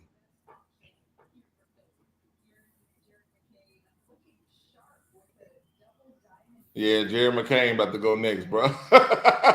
He got that call. You can tell he already got that call, man. And he went to Philly. I just got the notification. Jerry McCain? Yep. I think that's a good spot for him too. That is a good spot. I agree. He didn't have to be the man right off. You know what I mean?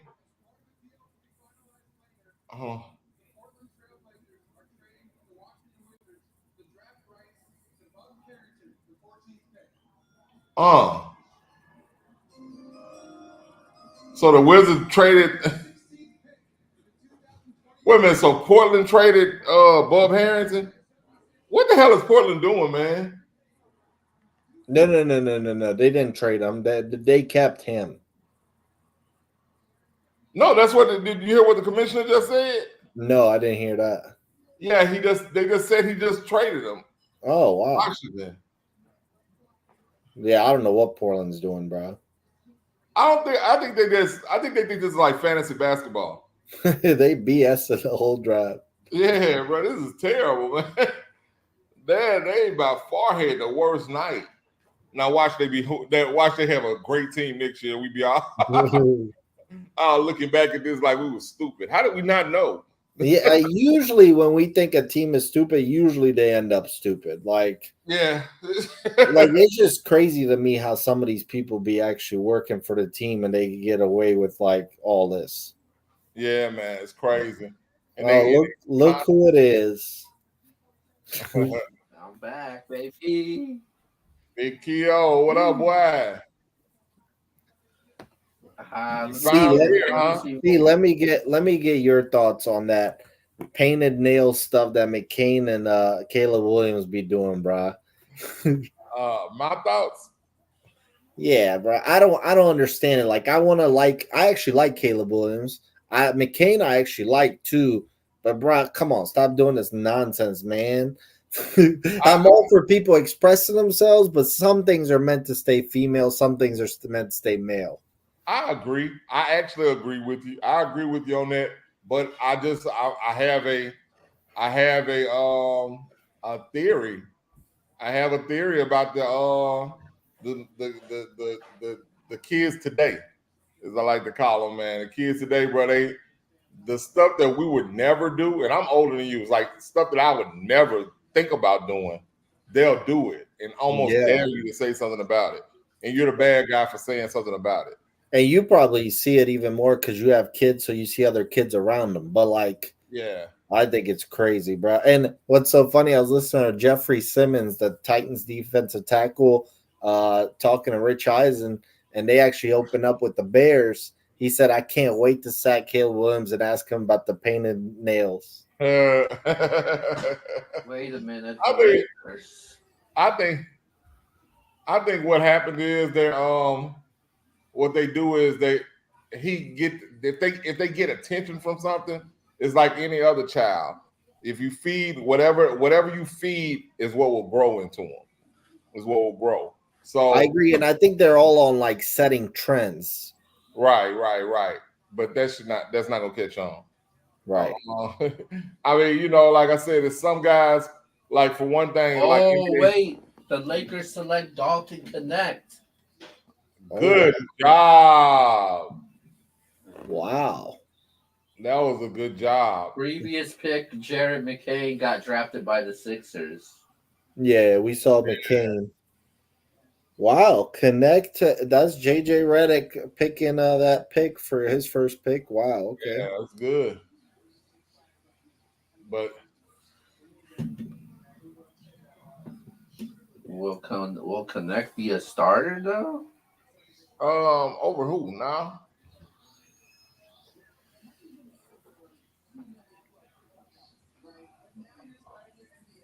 Nah, but I mean, like I said, man, whatever you feed these kids, man, that's what's going to grow in them. So he got that attention from the first time he did it, and shit, he just kept going. He ended up with the NIL. He ended up getting money for it. You know what I'm saying? So of course he's going to continue to do it now. Yeah, exactly. But it's like almost. And the thing about it is, like, for instance, NBA YoungBoy. I use him as an example. I ask my students. I teach at a high school, right, a predominantly black high school, and he's probably in Louisiana. So NBA YoungBoy is the hero of all these little guys down here, right? And I asked them. I said, "Can he do anything to make y'all not like him? Like, he's done so much stuff." Like he has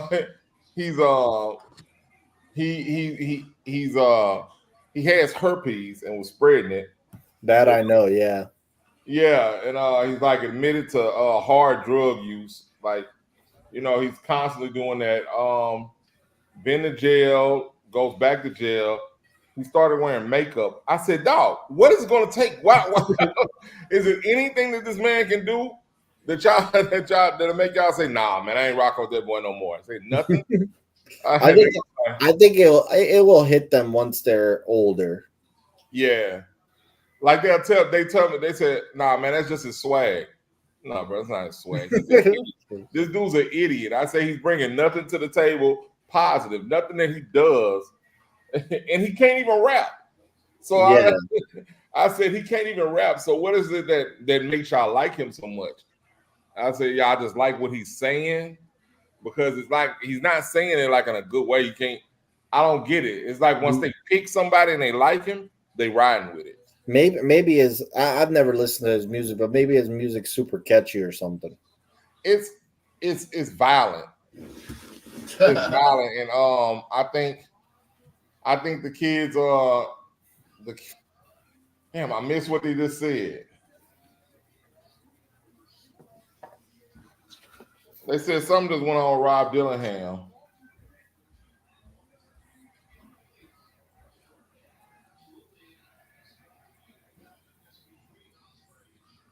Hold on.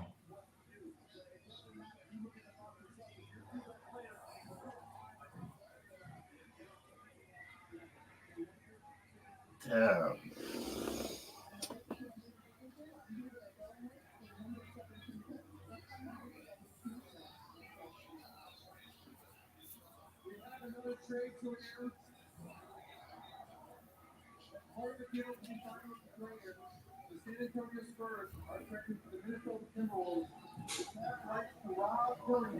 Wait, hold on, guys. Okay, so the Spurs traded Rob Dillingham to Minnesota. That's what they did earlier, huh? Yeah. Okay. They just made that official. Right. All right, yeah. Connect's gonna be good for them, man. It's a good fit. They could have used him this year. Mm-hmm. I think he's NBA ready too.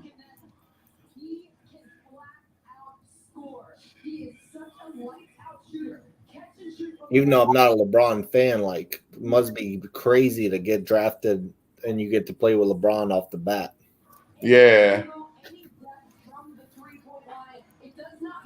I enjoyed watching him in the tournament. He was damn good in the tournament, bro. He was one of my favorite players in the tournament. He was aggressive. Yeah. And like even the game they lost, I forget who they lost to. I know they beat Texas.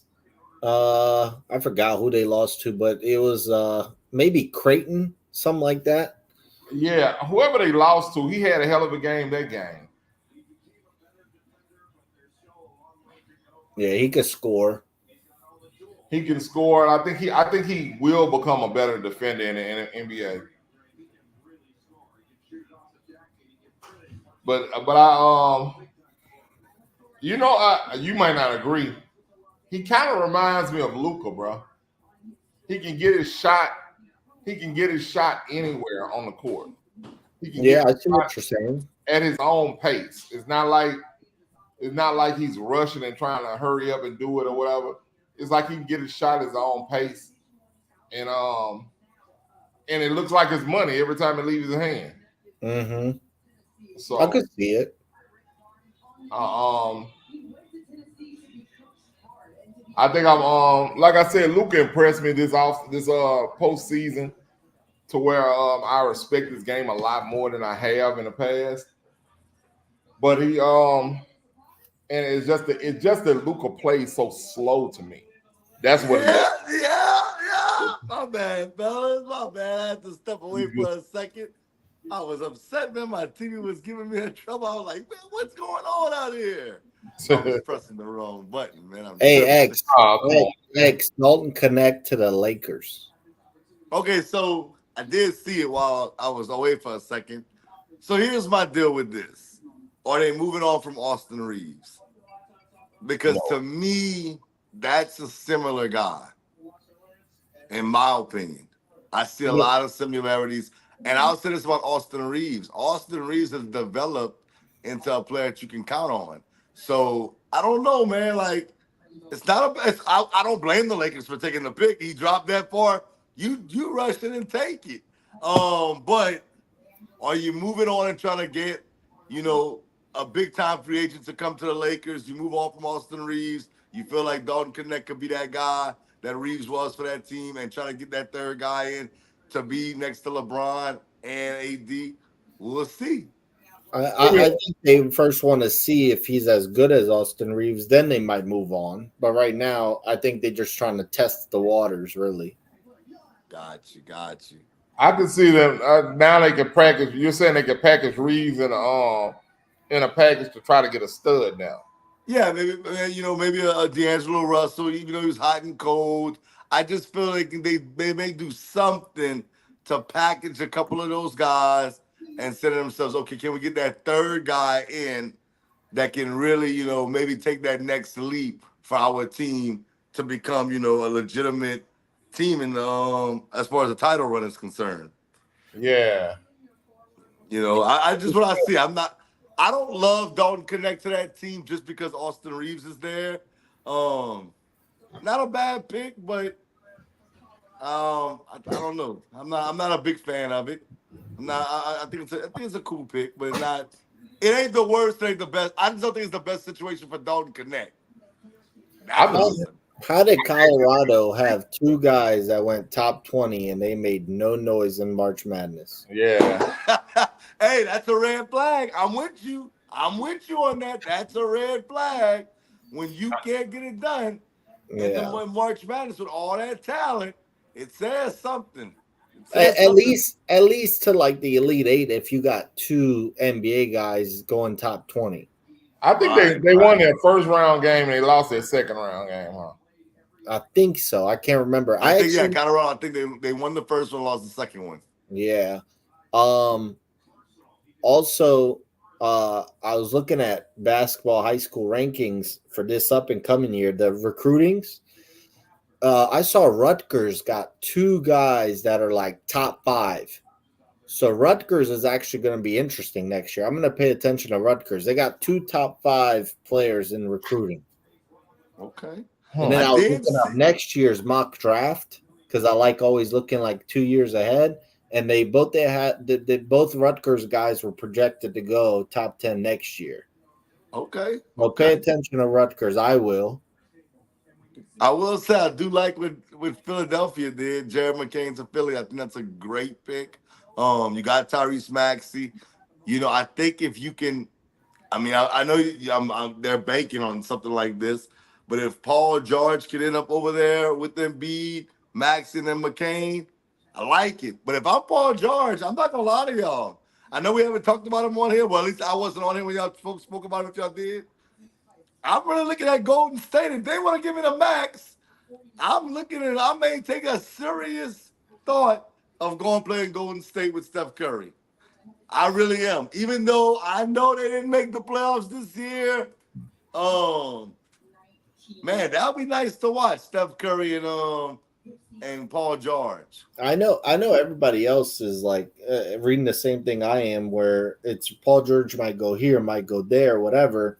He's from LA, and like they're building a new stadium. I really don't think he's gonna leave.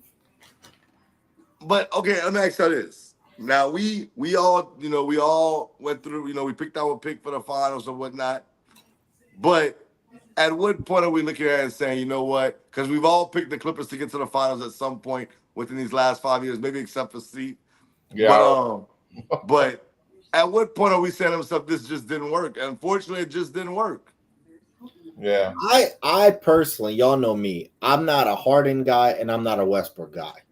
But I am a Paul George and I am a Kawhi guy. I really think they messed up going after Harden and Westbrook. I thought it was unnecessary. I felt like if they just built around PG and Kawhi and they could just give us a healthy year or two, I still believe in the Clippers. But I don't like Westbrook and Harden because I think they ruined their flow. I just don't like the fit. Gotcha. I think they did well this year. With and then Kawhi got hurt. Huh? And then Kawhi got hurt like usual. And he always that's his thing. Kawhi gets hurt. Kawhi gets hurt, man. There's no reason. That's why I lean toward what X says, man. It didn't work, bro. It didn't work. Y'all thought that I was doing something big by getting Kawhi and bringing him to LA, and then starting when it got Paul George after that. But you went and added, bro. If you cannot win with Paul George, Kawhi Leonard, James Harden, and Russell Westbrook, bro, it's time to know. Don't get rid of it, bro. And if you Paul George plays most of those games. So at what point does Paul George say to himself, yeah, I love LA. Yeah, I'm from LA, the LA area, but I'm trying to win a ring, man. Like, I'm trying to win a ring. And my time, I don't have much longer. You got to think. We remember this like it was yesterday.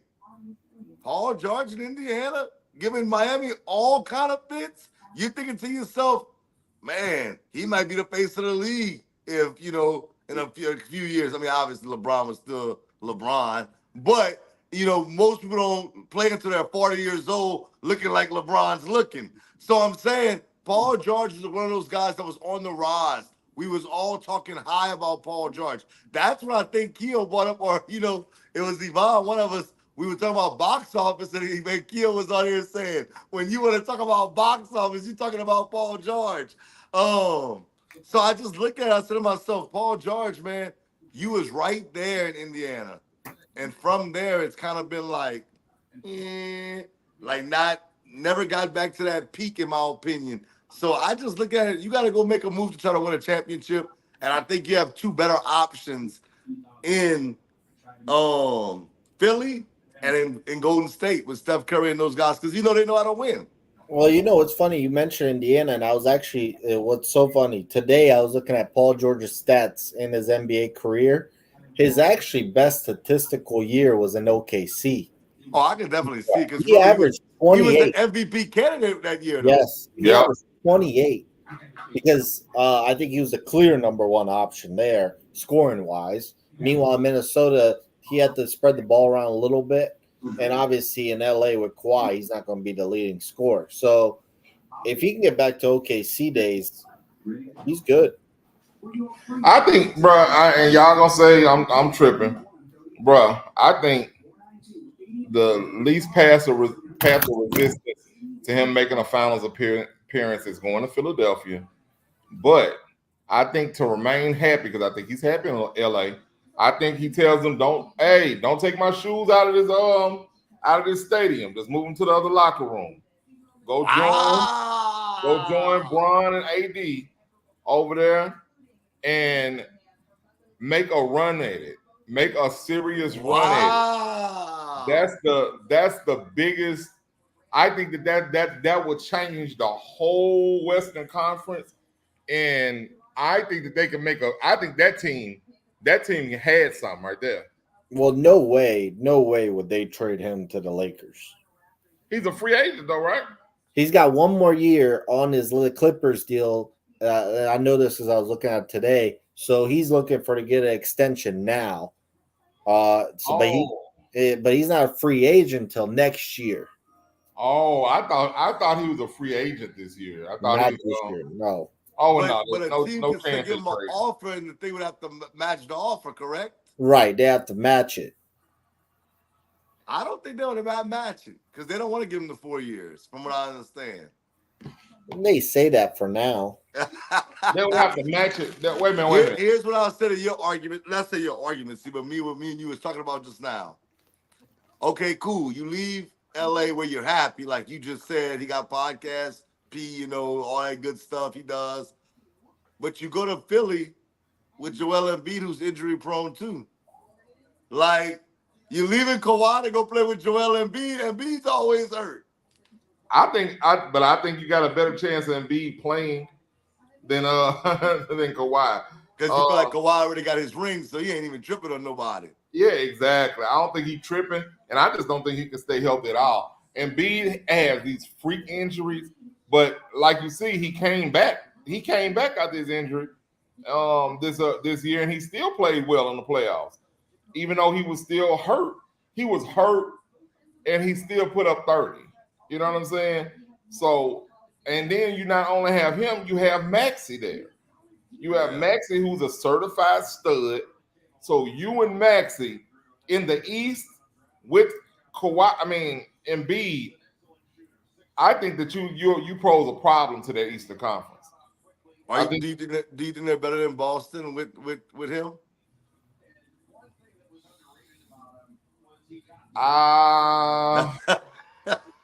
So they got Tobias Harris. They'd probably have to trade Tobias though. Yeah, to get him, huh? Because he's not a free agent.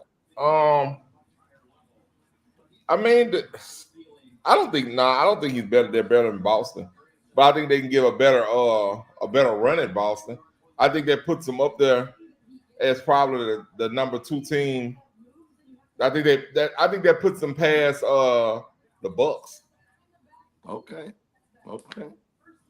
That's interesting. I think the key for Philly is no matter who they land, whether it's Jimmy Butler going back, whether it's Paul George. That would be at the end of the day, they're not winning if Joel Embiid's not healthy.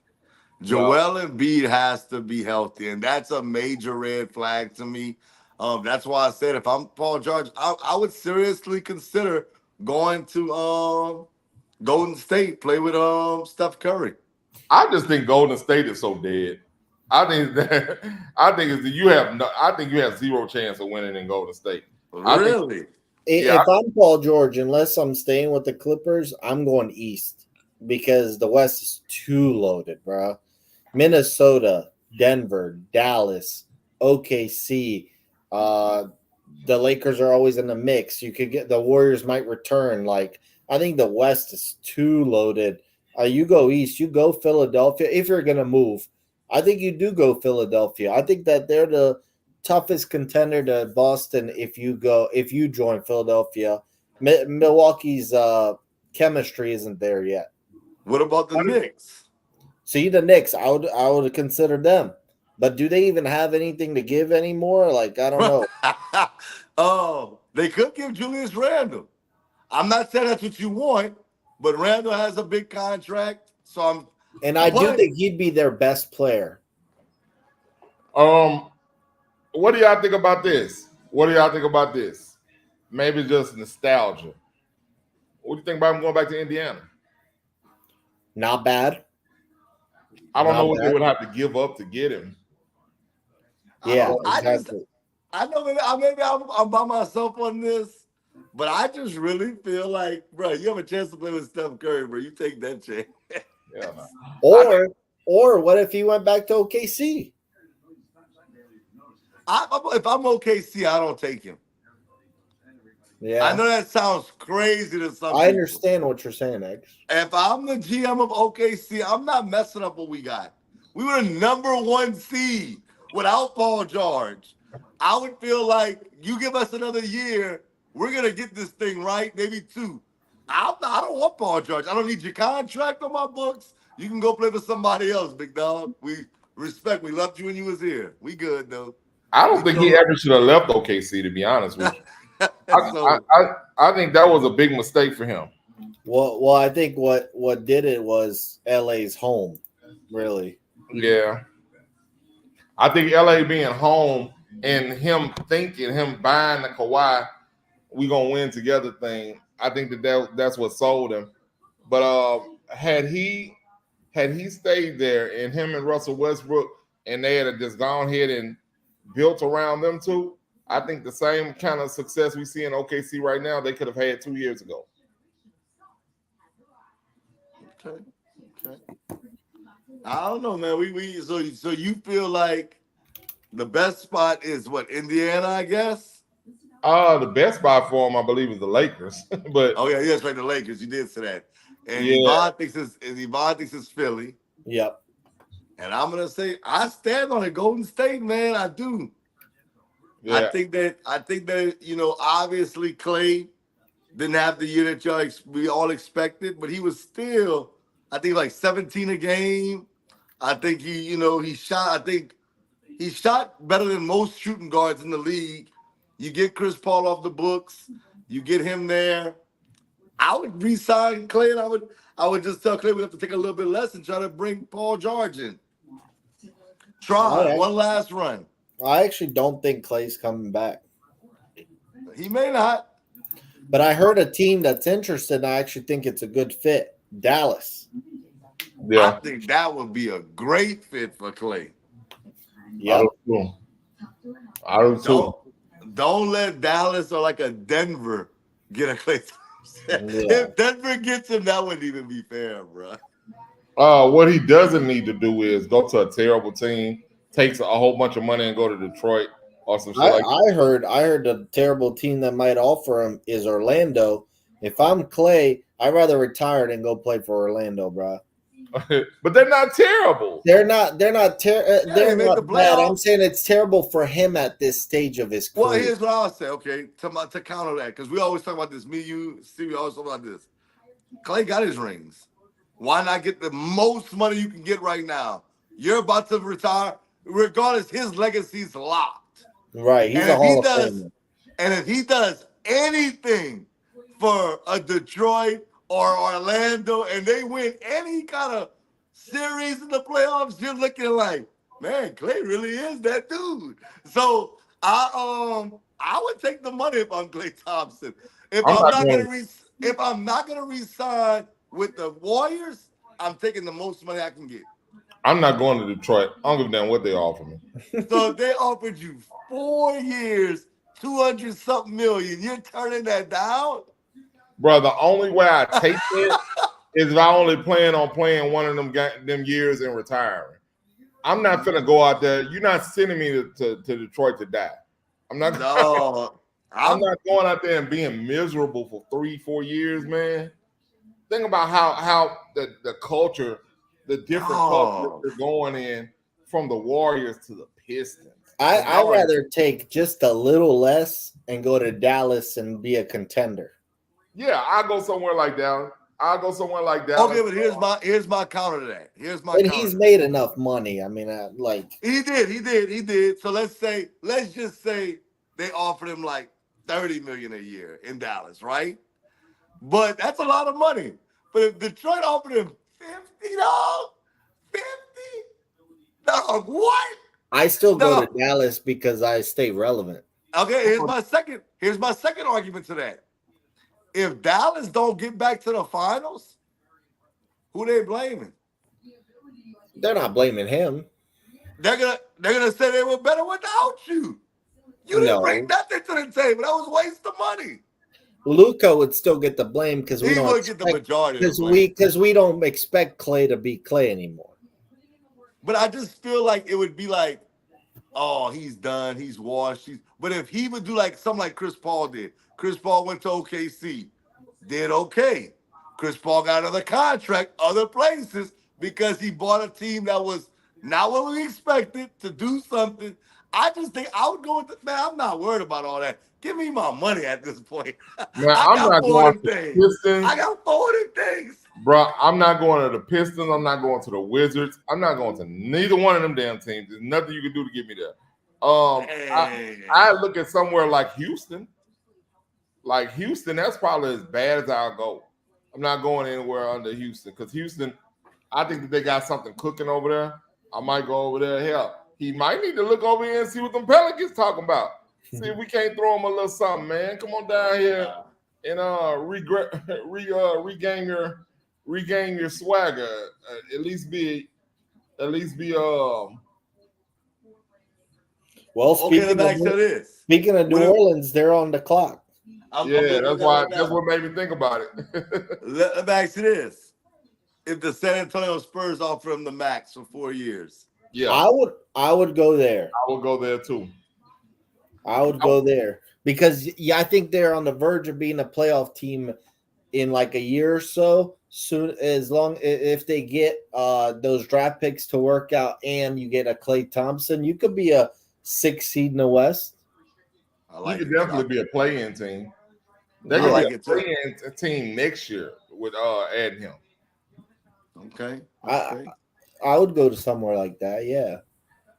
I think that would make a lot of sense for him as well. But like I said, if I'm Klay Thompson, Clay, go get your money, man. Go get your money, man. Well, the Pelicans pick is in.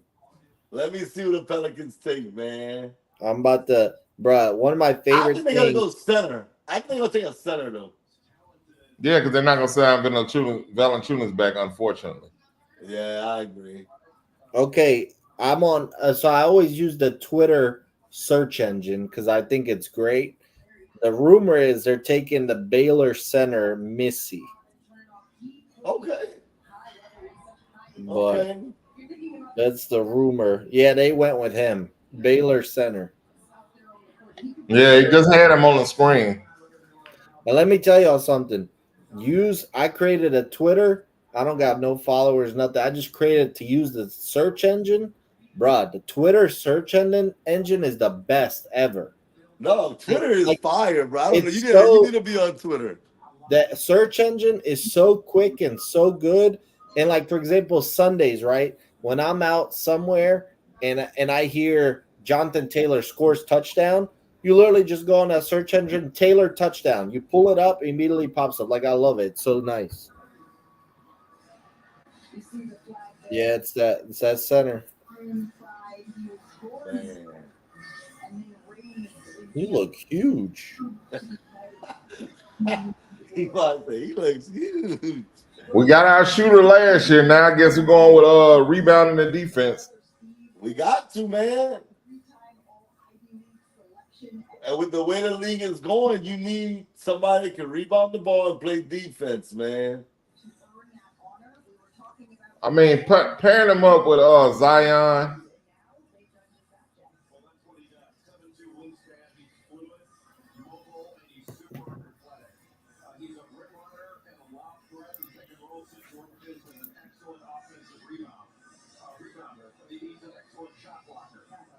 Yeah, that's all I know about him. He's a good shot blocker.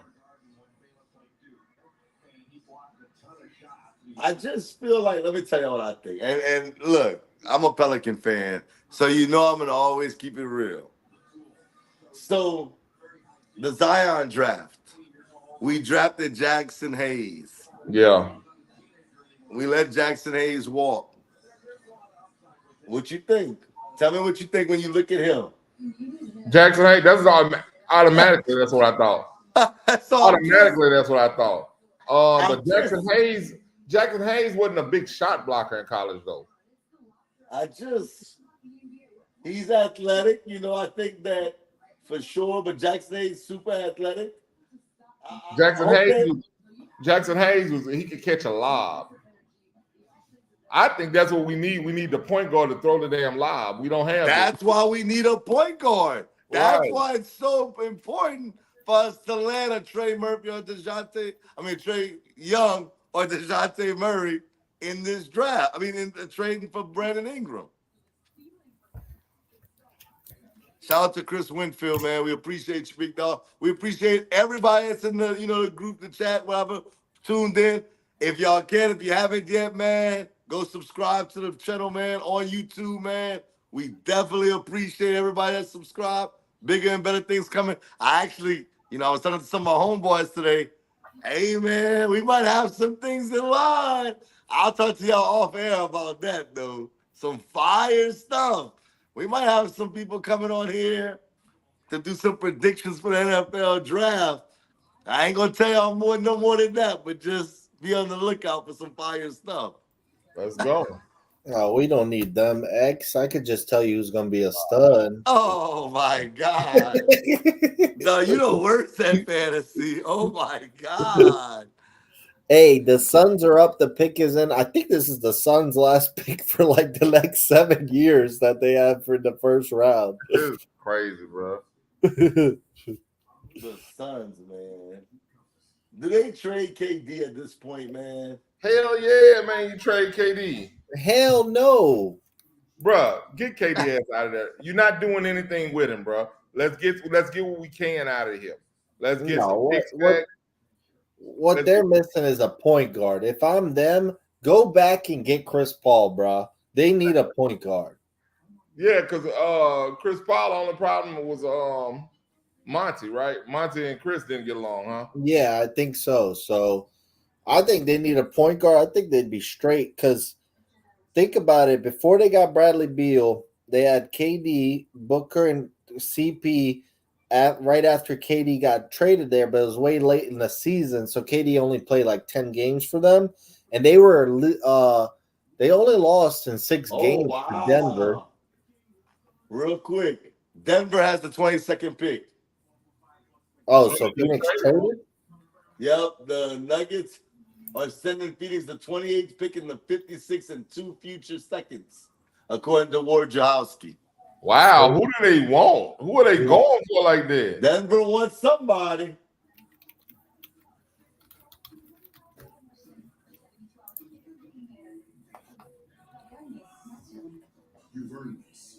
Okay, so I just looked it up.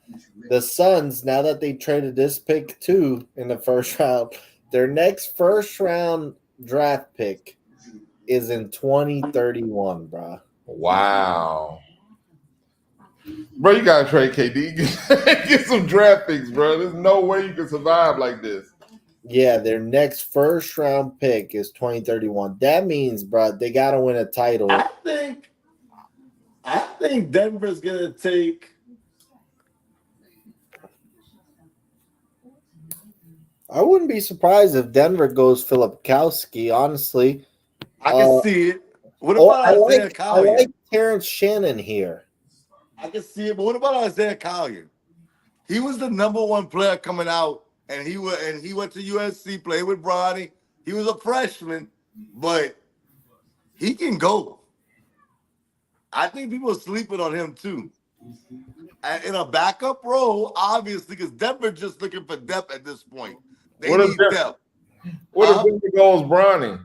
That would be the funniest thing ever, and they would be the talk of the draft.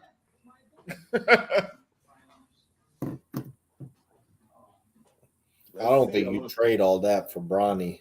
I think you're walling out. Jokic will fall off his damn horse. Man, I don't know, man. I think, oh man, this is gonna be interesting. I expect Bronny to go early tomorrow, to be honest with you. Wow. I expect them to go 55 to the Lakers or go undrafted. You think he could possibly go undrafted? Yeah, I do. I really do. I don't think the Lakers would let him go undrafted. Oh, Deron Holmes from Dayton. Oh, wow. What position did he play? I don't know him. Center. Bro, am I tripping on? There's been like 7-8 centers go in this first round. I don't know about that many, but there's been. Yeah, Well, you had a lot. You had a lot. Actually, you did have a lot. Yeah. The big man is returning, baby. The big man is returning. And it's not like the stretch fives like we've been seeing. It's been big men that play the middle, play the 5. Yeah, I do agree with that. Well, I mean, hey, at the end of the day, he can go in there and back up because he definitely got a starter, so they traded for a backup.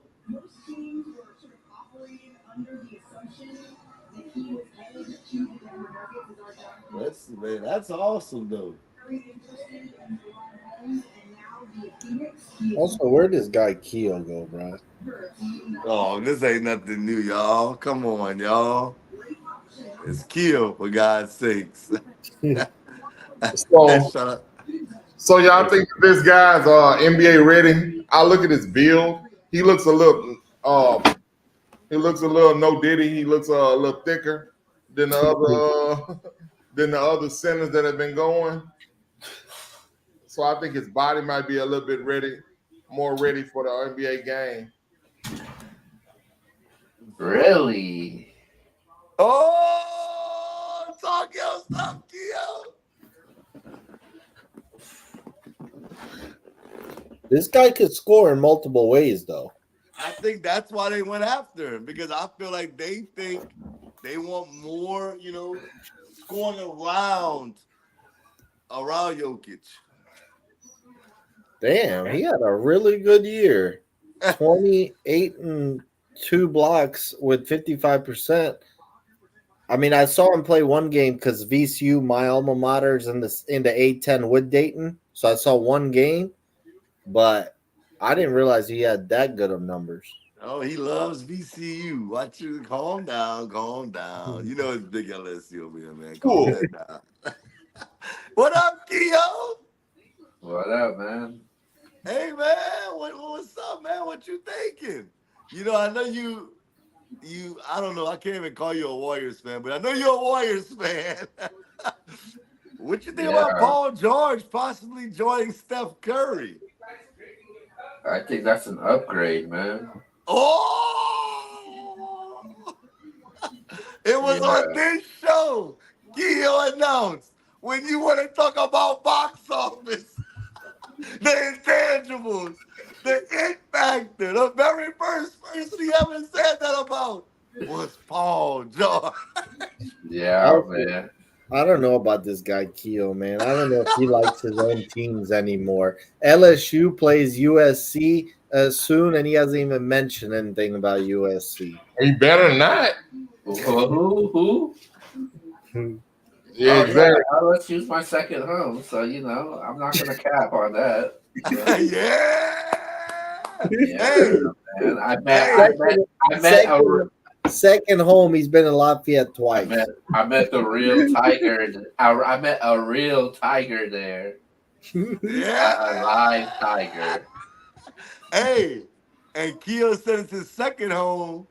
It might be his first. Yeah. Oh man. Nah, man. I just looking at this dude, like I pulled up some highlights. This dude's kind of good, bro. Yeah, exactly. That's what I was saying. Kind of good, man. Like I'm not. They're about to stole his ass. Hey, Yeah, that's what I was about to say. Whenever it's been a practice that I look at. Whenever somebody trades back up into a draft, and they like with something like Denver just did, and they're a good organization, they usually have found a stud. Mm-hmm. We just didn't know about. See, before anything, normally, since Yvonne never likes to give you credit at all, I'll give you your credit. When you sent me your mock draft, I was laughing at you because you had Zach Edey on there. I'm like, oh my god, man, this is the worst, one of the worst picks. Then when Zach Edey got picked, I was like, okay, I owe C an apology, man.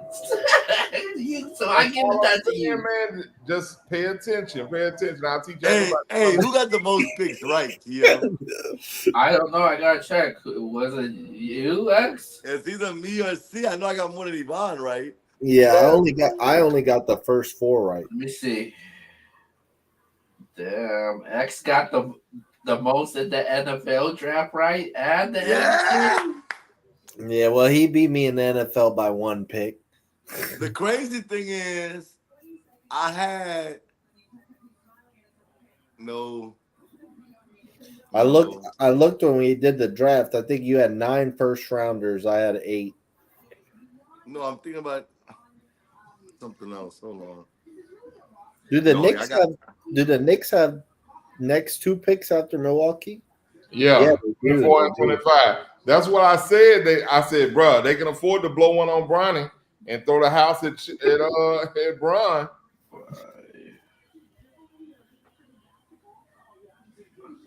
Milwaukee's pick is in. If I'm the Knicks, bro, I'm gonna tell you in a second. I want to see what the Bucks are gonna take. 1, 2, 3.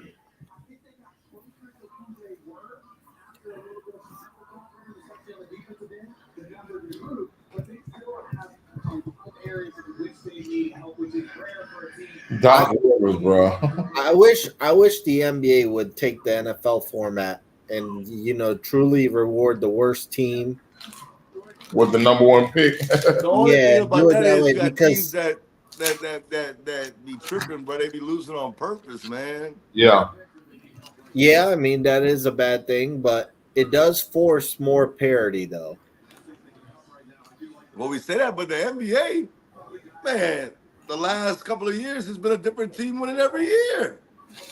That's what I'm saying. It should force parity. We want that. No, that's what I'm saying. But the NBA actually, who you had? Your Celtics, Nuggets. Who won the year before that? The Warriors, Warriors. Who won before that? Lakers. Lakers. Then who else? 19. The Raptors. The Bucks. The Bucks and won. the Raptors. So you've had 6 different champions, like In without the that last format. 6 years. Yeah. But I'm just saying, like, it would still force the league to be better, in my opinion. Because the bottom teams are still the bottom teams, though, in the NBA. But think about it. If the Pistons had like 3 years straight #1 picks, they would be like, I don't know, picking like 14th now. Hold on, guys. I got a trade alert. The Knicks are trading the number 24 pick to the Washington Wizards. Okay. AJ Johnson to Milwaukee. What the hell does it say? Just United States. Yeah, I'm looking at that. What? He must not play. Yeah, that's all I was say. D League or something like that. Yeah, there's no way. So where did he play? With this pick, overseas. And with this pick, Washington is targeting a player named Keyshawn George. From Miami. This guy AJ Johnson looks like a kid, bro. Right, he literally looks like he's 10. Yeah, bro, for real. Like, hey, I like him. I'm just saying he looks like a kid. Nah, he looks like he's playing against my 11-year-old son. But if you remember, I don't know. I watched the highlights on Giannis when Giannis was coming out, and Giannis was small, dog. Giannis looked similar to that build. Obviously, a lot taller though. Who did he play with? Like, who is this he playing with? Yeah, who is this? Oh, it says some Illawarra. I'm about to look up where that is. The Hawks? I like this kid. Man, that's crazy. Overseas. Oh, it's an Australian team, but I don't understand why it just doesn't say that. Oh. Yeah, he plays somewhere in Australia. That's different. He only had 3 points a game last year, which tells me he didn't play much. So they about to send his ass back to Australia for like come on. He had 3 points a game? Yeah, so that tells me he didn't play long. So what they do with those players, they usually send them back overseas to develop. It's not a bad thing. Oh, man. Bro, why the hell blow a draft pick on that, man? Hey man, shout out to my boy AJ Johnson. I'm rocking with my dog, man. Why y'all in the business of disrespecting people on this show? Man? You were disrespecting Klingman earlier, man. Shut your ass up. Hey, bro. Hey, Klingman is not, bro. That's just another way to keep the Nayas spot on the bench. hey, while I got a brief moment while we're waiting on, I guess, the Wizards to pick, because it's not the Knicks taking. Shout out to Gabe Davis. I know this is basketball, but you know, big Gabe, man. Salute to that young bull. Dog, Gabe Davis makes a good play every 6 games, bro. Wow, Gabe Davis is in the chat. He said, Mr. Box Office, watch your mouth. See, fix your face. Now I'm playing. Oh, Gabe. Sorry, excuse my language, bro.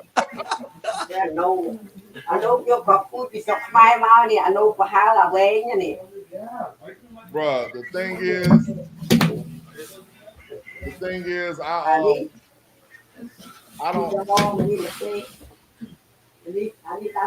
Hey, BT Awards.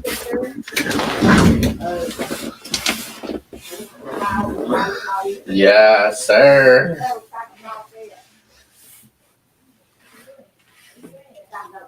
Yeah, Keyshawn going that right now. He going BT Awards this weekend, y'all. Check your local listings. Yeah. Hey, man. What the man, the Wizards, bro? The Wizards all over the place, baby. Look at him. Oh God, the Nuggets drafting Bronny and Bron coming with them. Oh God, shout out to my dog Reek, man. Come on, Reek, man. Hey X, let me ask you something off topic. Are you ready for college football 25? Yeah, see, you got to go get you a. I don't know if you have the council. Y'all already know what type of time I'm on. Yep, I do. That's why I'm not playing you. Hey, I can't wait, bro. Today they actually came out with a video. It was Kirk Herbstreit breaking down some things that they're gonna show on the game. It was dope. Hey man, you gotta play with your home state. A team from your home state. Bro, I I got Virginia Tech, I guess. LSU, man. What you mean? I gotta get a console, man. But these doggone kids, they Mike, always I might, need, man. I might go play. I want to play with the SEC Player of the Year, Nussmeyer. There you go. Now you talking my language. That's Now all you enough, talking boy. my language. LSU gonna be so trash. I can't wait for this year.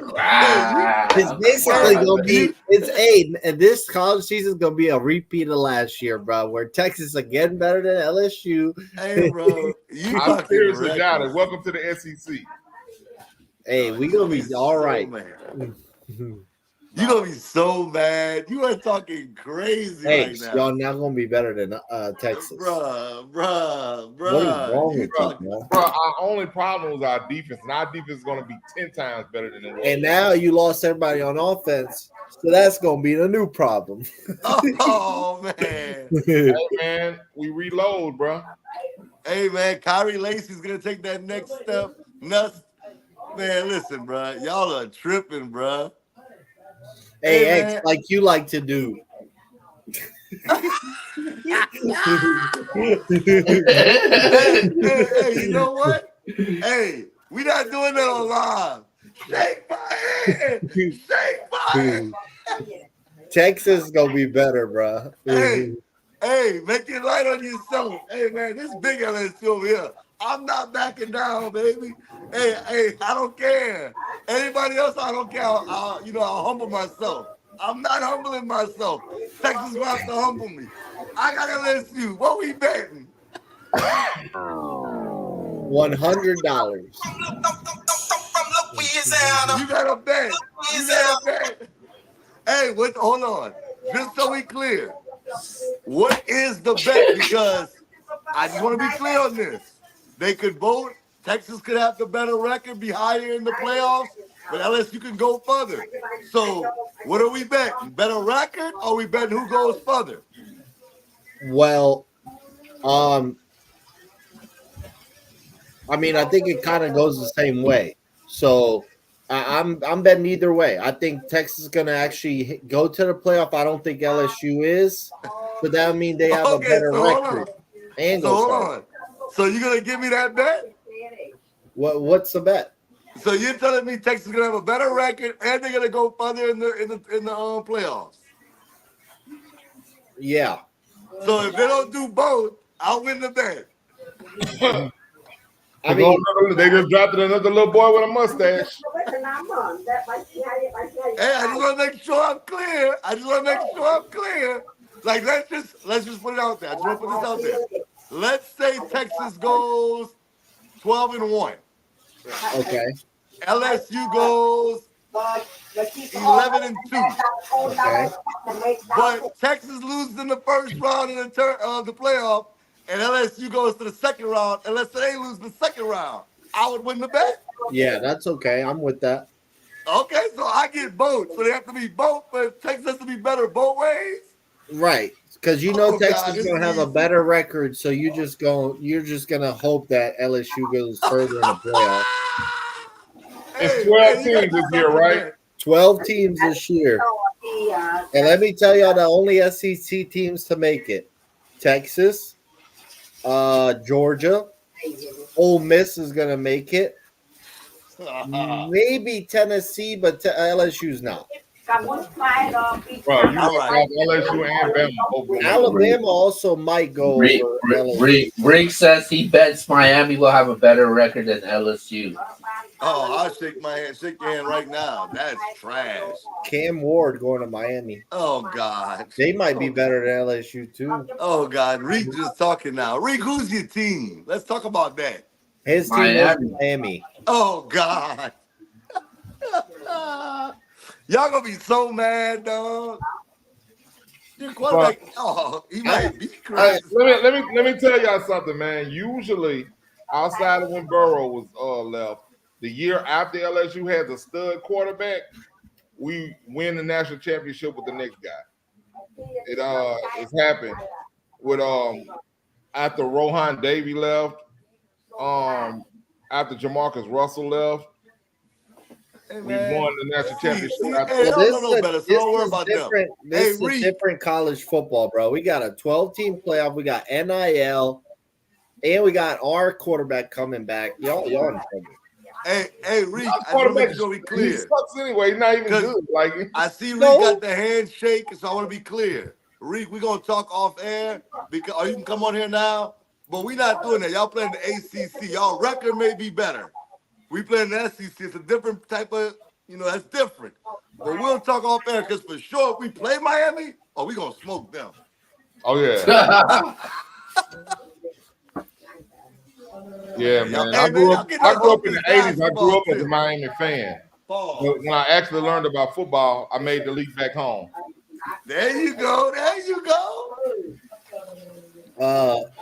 What y'all need to do is win your opening game. Y'all haven't done that in 3 years.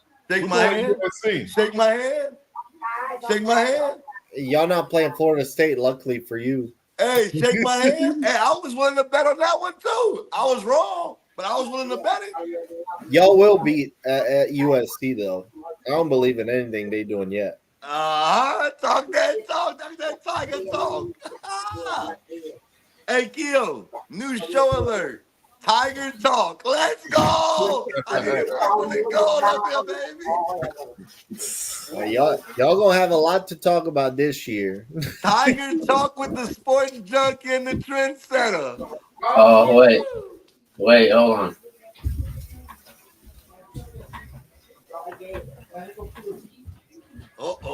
I know you got. There we go. Oh, Hey, man, how you disrespect us, but you want our quarterback? Calm down, calm down. You can hear me? I can hear you Yeah. now. So I heard you talk about the ACC and SEC. Listen, if you scared, go to church. You either go take the bet. Hey, man, y'all not good. You taking the bet or you not taking the bet. We got this. Hey, we got to talk about this because y'all playing a weak conference. The only good two teams, there's only really Florida State, and y'all Clemson. got Clemson, but Clemson, I don't know about Clemson right now. Clemson and us. We got a Heisman candidate at quarterback. Cam Ward. Hey, what we betting? That boy he Ivan, don't finish tell him top again. four in the Tell him again, Heisman. Ivan. Huh? Tell him again. 'Cause Cam Ward. he don't know about Cam Is Ward. he gonna finish top four Heisman? Shake my hand. Neither is Newsmeyer. Newsmeyer ain't either. I bet. Hey, Look, what are you talking about? He said Heisman for his I guy. bet you. I bet you have better stats than your quarterback. Oh man. No, he won't. Bet it. Take my hand. Man, no, bro. Hey, no, because we play a tougher schedule than y'all. Joe Burrow didn't say that. Jaden Daniels ain't say that. Hey, man. Hey, bro. He's not neither one of them. I know he's not. That's why I'm You trying know to bet what? him. You know what? I'll take that bet. Okay, so what are we doing? How we gonna map out? They're gonna vote them three who had the Who's better that? season. For quarterback? Talking about the quarterback? Yeah. Yards, touchdown, and interceptions. Whoever get 2 out of 3 at least wins. Shake my hand. Oh, that's a shake my hand. Oh yeah, that's easy money right here. Well, money. X, you just lost both bets. You lost bad. Both Hey, of you them. about to be mad. Can I ask you a question? Because I don't know what your quarterback got. I don't know if he's a dual threat. We counting total TDs? Nah, he's not a dual No, he's threat. passing. I thought you were talking about passing. They want passing because that guy can't run. Hey man, don't hey. So what He do gonna you You surprise was not a runner. Don't do that. do you not count my total TDs? No, we doing a passing touchdown. Oh, you Hey scared? Okay. man, So look, so just pass the TDs, interceptions, and yards. Whoever Yeah. got at least Oh, two out I of got three. that easy in the bank. No, you don't. Easy. He don't know about war at all. You don't Hey, know bro, about Ward. what? He don't Oh know my about him at all. God. The Not to guy that mention, couldn't listen, dominate the position at Utah. That's what you said. listen. Not to mention, He was at look, Washington State, not Utah. Washington State. Well, you're right. He was at Washington State. I'm not tripping. to mention, you just said for the team record that you was worried about y'all schedule. Y'all got harder defenses you got to go against. We ain't worried about that. We can pass the football. So what? Washington So State. what? I'm tripping. So what's that? How much we betting? What we put on it? 50? What? That's 550. Pick one more time. Hey, Reek. You and Ivan gonna be so mad. Y'all X, are do you really think LSU gonna be better than Texas this year, bro? Hey, bro, the thing is, normally in sports, on paper it looks one way, and then you actually have to go out there and play it. I am telling you, you are sleeping on LSU. Listen to your Right, boy. y'all had a better team last year. Yeah, our defense didn't show up last year. our defense was a problem, man, and it wasn't really the players. It was more of the coaches, and all of them bums gone. And But you now the sleep. offense gonna be the problem. Nah, bro. Hey, Where remember my these picture go? names I'm telling y'all. I know it's supposed to be an NBA draft show. Hey, I'm gonna get through this, and then we're gonna talk. Kyron Lacey is gonna Top take the next form. step for sure. Nussmeyer, Shelton on the opposite side of Kyron Lacey. Bro, you sleeping, bro.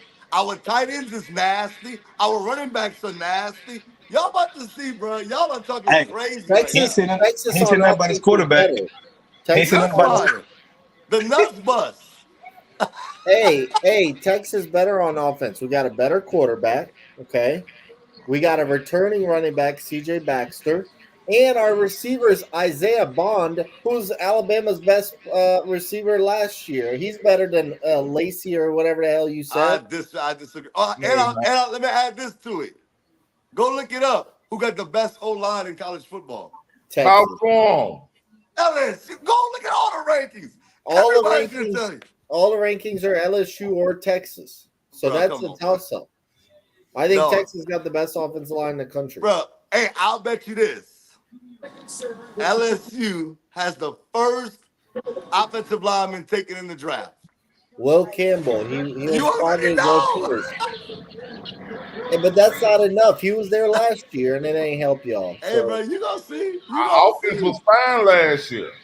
Our defense was a problem. Watch us work this year. Bro, we we have had no two proof guys that go in will the work. top 10. You know that we had two guys go in the top 10 of the draft offensively. So our offense wasn't a problem last year. I know. I didn't say it was. I'm So saying our you're offensive actually line is still gonna be there. yeah, Better. but these guys don't have chemistry on offense yet. Isaiah Bond got chemistry with your boy? No, Okay. but I trust a quarterback that's returning his third year Oh instead of man. Nussmeyer. Here Wrong we draft. go. Here we go. Wrong I ain't draft. My gonna bad. disrespect the Nuggets. Wrong draft. My fault. I'm stuck in April. My bad. It's June. So just so we clear on this line, Texas has to be better than LSU both ways, record and in the playoffs. And me and you, man, is the only one is you say Ward's gonna be better statistically than Nussmeyer. Touchdowns, interceptions, and yards. Passing touchdowns. Passing touchdowns, interceptions, and yards. Bro, this is gonna be the easiest money I ever won in my life. Look, X look, X hey, is look, tripping, bro. hey X, you gonna Hey, pay bro, me this is about. big LSU. Hey X, you And gonna they pay were me. little LSU last year. Look, X gonna pay me by mid-October. Watch, you gonna be like, you know what, Reed? Bro, you have high expectations for them boys, huh? We gonna be top 10 this year. Dead Oh, us. God. So you think Miami goes to the playoff? No, Miami's always overhyped. Let me look. So what happened is everything's gonna rely on week one. We play Florida week one, the SEC team, by the way. We play Florida week one. We go dub them real quick. Oh God. But the key word I said dub. I don't want y'all to think that means win when I say dub. When I say dub, I mean 20 or better. Dub. Hey, shake my hand. Hold on, Shake- shake my hand. Hey, shake my hand. Shake my hand. You gotta And give me I a bet like the Gators. You gotta 20 give me or a bet more. back. 20 or more. Shake my You hand. saying y'all gonna beat them by 20 or more? Shake 20 my more. hand. Dog, shake my hand, dog. Hey, Let me man, you get don't some never of want to that. bet me. Stop and say it. You better stop me. Dog, 20 or more, I'll take that one. Hey, I'm I, looking didn't, for I bet you boy Ward. And Ward is nice. Washington State, he's absolutely correct. That's what I meant to say. But dog, he's nice. But I'm saying he's coming into a new system. Dog, it ain't gonna be what you think it's gonna be. I'm telling you. He is the system. Oh God. Hey, Thank you. hey, You, I Yeah, think hey, how well Florida. that worked out. you know what Speaking they of call him Florida, out there, right? Go They ahead. called him Baby Jaden Daniels out there. That's what I heard. Oh, come on, man. Shake my hand, 20 dub. 20? I can't hear you. My thing ain't working. Oh. Hey, let's get back to this basketball. Okay, hold on, real quick. Reek, what you thought about your Nuggets pick? I'm gonna be honest. I didn't know who he was at first. I looked him up and I watched the highlights and everything. I like him. He don't look like he's fit to the way our team is. He looks like a little. I don't want to say what I feel, but he don't look like our type of player. To be honest, as far as he give me that street ball big man more mentality, and we more like we have an offensive scheme. You know what I mean? We're not like really a freelance team. But I'm hoping I'm wrong. I hope we need a big man that could actually produce when the Joker comes out, and maybe he can play a little bit of forward too. So with Gordon, sub out for Gordon too. I'm looking forward to seeing. I was hoping we get Filipowski, but we ain't do it. So Yeah, he would have fit y'all. for Filipowski sure. probably would have fit better with y'all. that's what I thought too. But I'm a Duke fan, so I might be biased. So who had the best draft so far?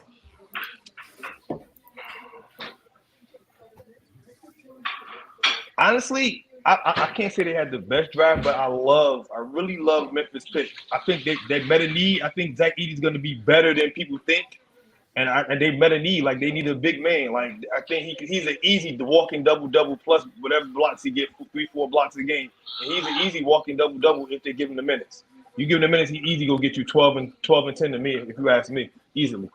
I So, agree with you. I like Memphis draft. I like Memphis' draft.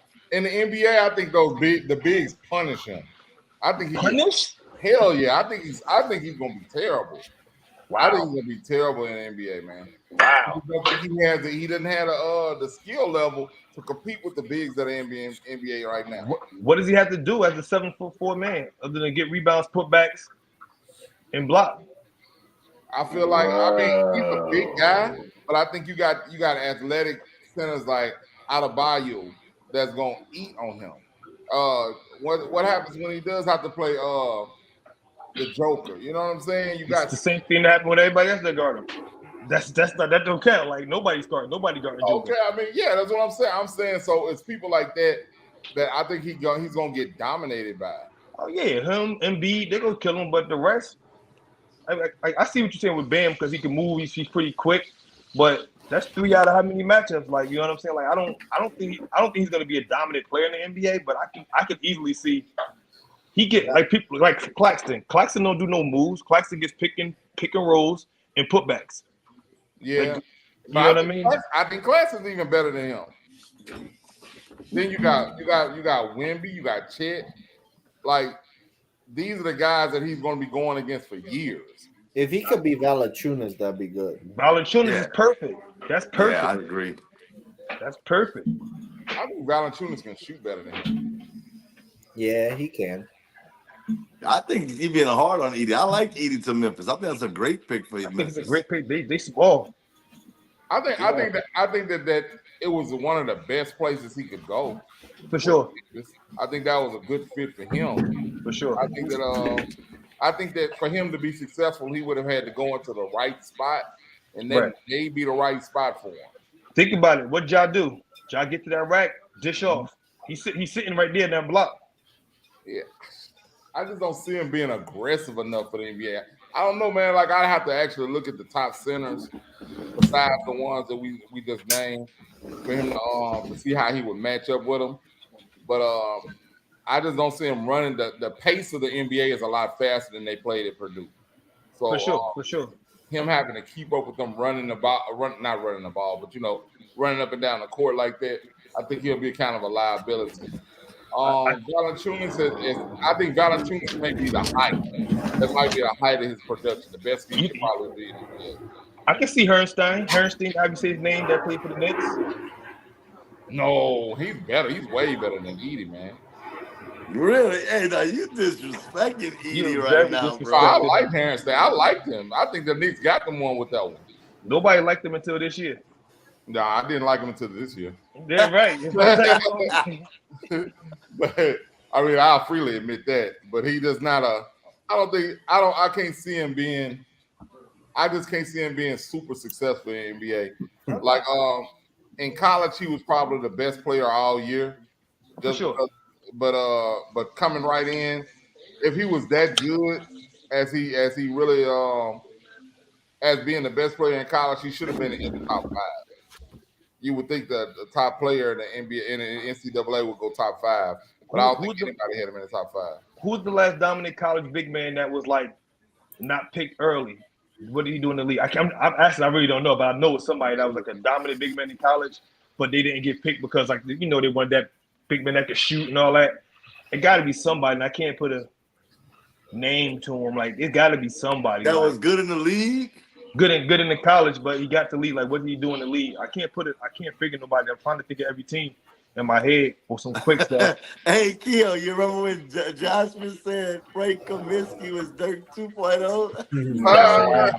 That's wild. Frank the Tank. Oh man, that's wild. You can use him actually. You can actually use him. That's not a good argument for us though. I know. I was just throwing it out there when you said that. Yeah. He was dominant in college as a big man. Reek, you think these Louisiana guys are bad with some biased picks? This guy Jasper, another level, bro.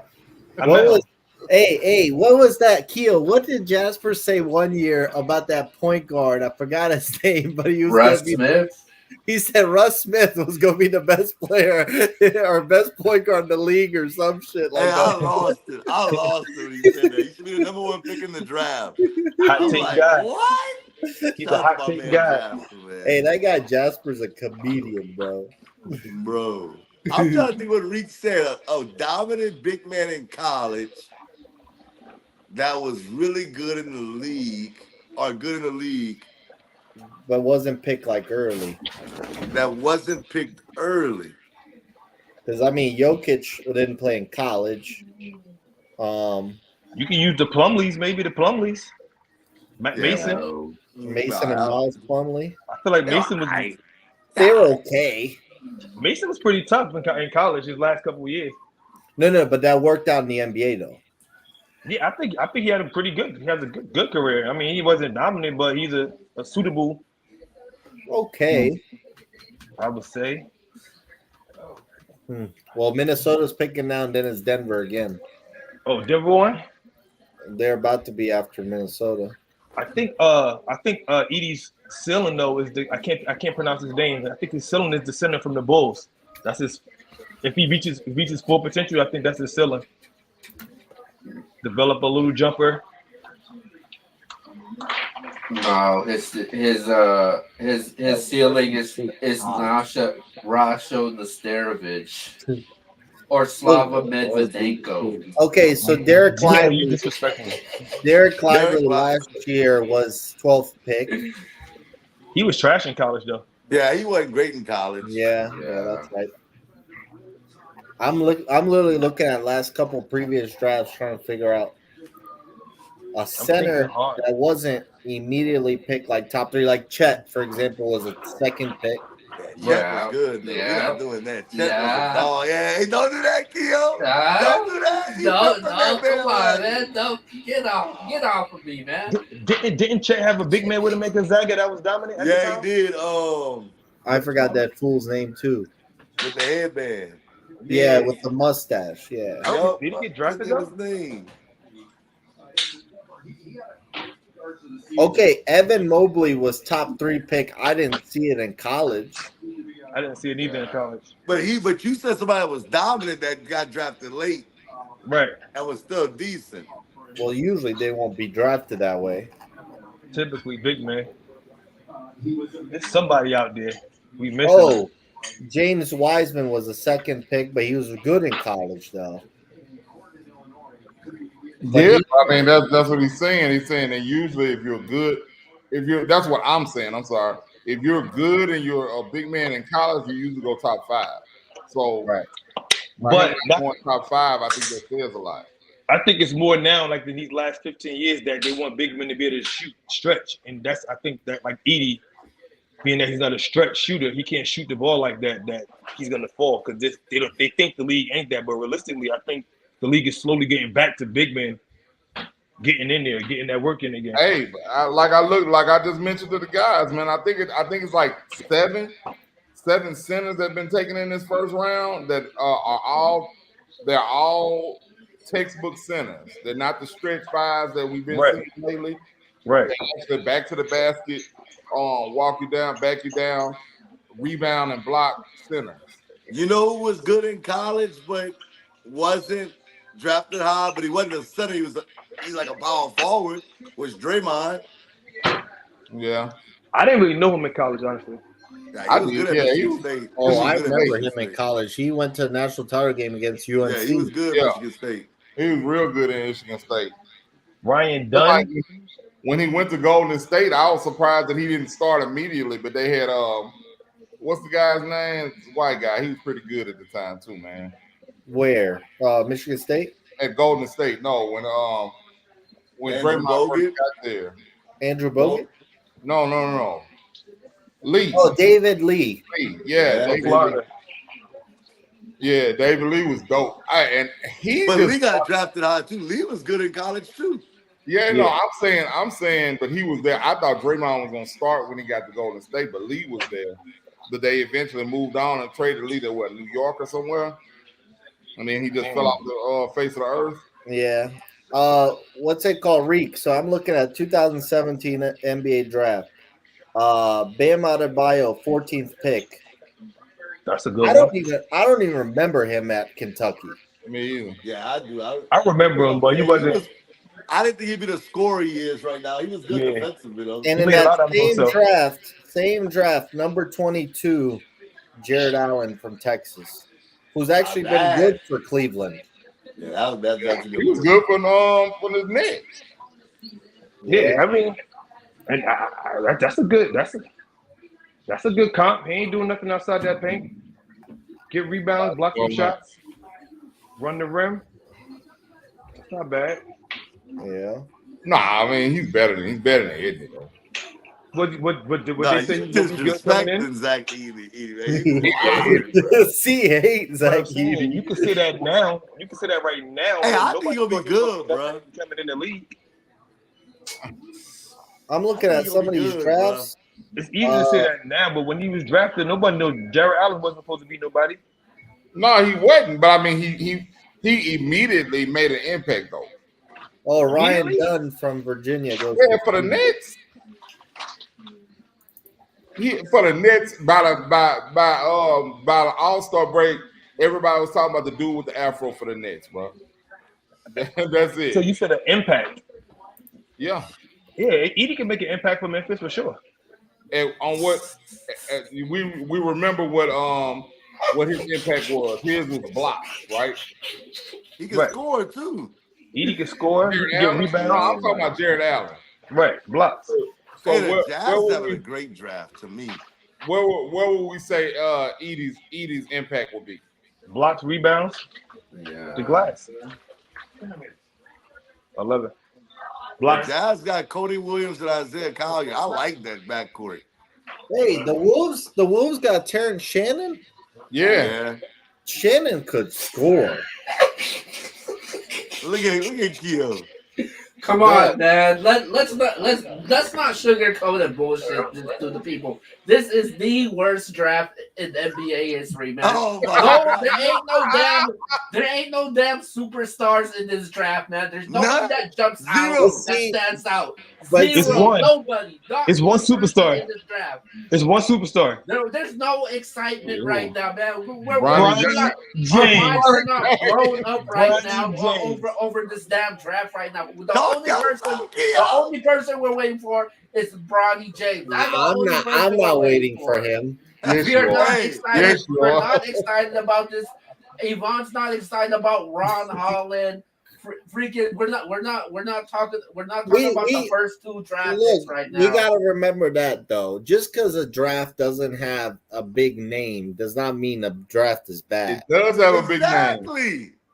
It does have a big name. So who's the superstar to you in this draft? Go ahead, let me hear it. I got 10 a years few from like. now. 10 years Stephon from now, we're gonna Castle. be. Stephon Castle's gonna be good. I'm trying to tell you. Hey, 10 years from now, we're gonna be calling this the Bronny James draft. No, we're gonna call it the Castle draft. No, Nah. we're not gonna remember. We're gonna be like, we're gonna- hey, y'all remember the Bronny James draft? Oh, And then you yeah. talk about the No, it's gonna be the Anthony Bennett draft. That's what it's gonna be. The Bronny James NBA career gonna be the same as that third ball brother. Hell nah. The third ball brother is crazy. Like you could have said anything but that. That was wild. That was out of pocket. Wow. You need to suspend him for 2 weeks from MBS for that. That was crazy. I don't even know the third one's name. No one does. D'Angelo. Yeah. Hey, how would it And the still Jacks be is that having good, a bro? fire draft. Hey, y'all asleep, bro. Not a fire draft, bro.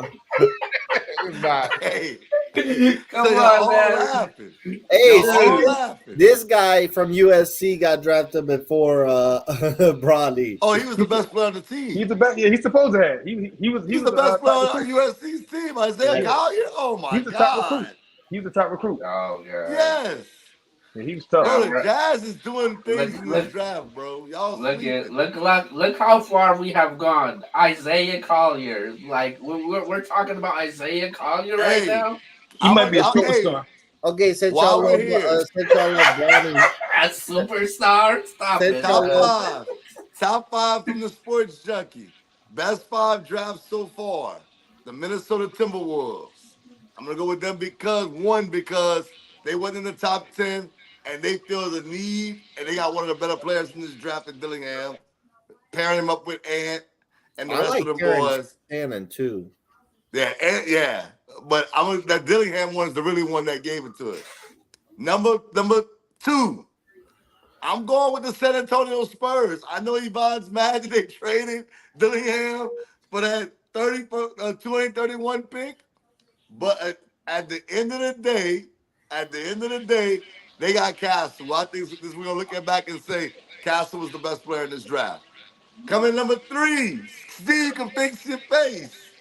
I got the Memphis Grizzlies, baby. The Memphis Grizzlies get Zach Edey. I love that pick. I think it's a great pick for them. I like what I'm seeing from them. Coming in number 4, I got the Utah Jazz. Cody Williams, Isaiah Collier. I like both of those players. I told y'all, Cody Williams could turn out to be the best player in this draft, but I'm not going to go that far because I like Stephon Castle just a little bit more. And number 5, Jared McCabe to the Philadelphia 76ers. Y'all are asleep. Best 5 drafts so far from the Sports Junkie. You missed that Bulls pick though. Ah, He might be rookie of the year. They're serious. shake my head.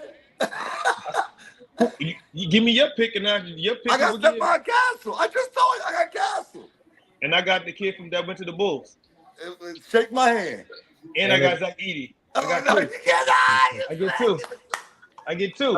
Celtics take Bronny right here, and LeBron goes to the Celtics, gives him 6 rings. All right. Hey, so let's go around and where does Bronny end up and does he get actually drafted? I say 55 to the Lakers tomorrow. I say Dallas tomorrow. Wow. Keo? I'm going with the Lakers also. I think the Lakers, but I think they have to trade up to get him. I think they have to trade up to get him. I think they may hear a little rumbling from Dallas and have to trade up to get him. And attempt to keep Braun. I got the Phoenix Suns. They made a trade with Denver to get extra picks too, so they won't look as bad when they do it. Wow. Hey, I hope he goes to the Lakers. I would like to see that, bro. That's dope, bro. Get up. If he goes undrafted, I think the Lakers definitely pick him up. Oh yeah, if he goes undrafted, he's no doubt getting drafted. Y'all stop. Y'all stop. Bronny James is getting drafted. Well, we all gotta think stop. so. We all think so. Okay. All right. Y'all wild. Hey, Y'all he might be rookie of the year. Keep playing. No. I don't know, man. I think he'll be in the G League this year. I've been crazy, yo. Just watch Ivan's face anytime you bring up Bronny. I know. It's like it's must-see TV. That boy hate LeBron and his whole family. Hey, Kyle Filipowski's a Celtic pick to me. That's just so Celtics. It's when I say it's must-see TV, it's must-see TV for real. Just watch it when you say Bron. If he online when he get drafted, just watch Ivan's face. Bruh, I'm so ready for LeBron to retire. Last thing I need is his son now to have a long career. I know. That'll be the dopest shit ever, bro. Who the Celtics pick? I see your TV fast over there, X. Baylor Sherman from Creighton. Okay. Well, Another Celtic pick. I can see it. I can definitely see it. Well, that's the first round. 6. So I gave y'all my top 5 best drafts. I'll give y'all my worst so far. Man, the Portland Trailblazers, bro. Yeah, I don't like the Klingon pick. I don't get it. It don't make sense to me. But you got Ayton, you gave Ayton all that money. You drafted in the top 10, and you got a backup center. And Edie gonna be better than him. Edie for rookie of the year. Hey, I ain't mad. I got a top 5 picks. Oh, Keo, fix your face. You always gotta do something silly. Just give me your biggest winner so far in the first round, biggest loser. Give me that. Okay, my biggest winner, OKC, the Topic kid. Yeah. He's gonna be good down the line. He just needs to get healthy, so we won't see the immediate impact. Loser, I agree. Portland. I don't know what they're doing. And my other loser is whoever drafts Bronny. Oh, come on, Ivan. Come on, man. He should That's not be in the NBA, story, man. That's a great story. If my name was LeBron James Jr., I'd be in the NBA too, and I shouldn't be, man. Get your money. You a hater. Exactly. My biggest winner is I keep forgetting his name, but that kid that went to the Bulls out of G League United is tough. I'm telling Cody you, Williams. Nah, he was Caucasian. I'm sorry, Matt. Matas Buzelis.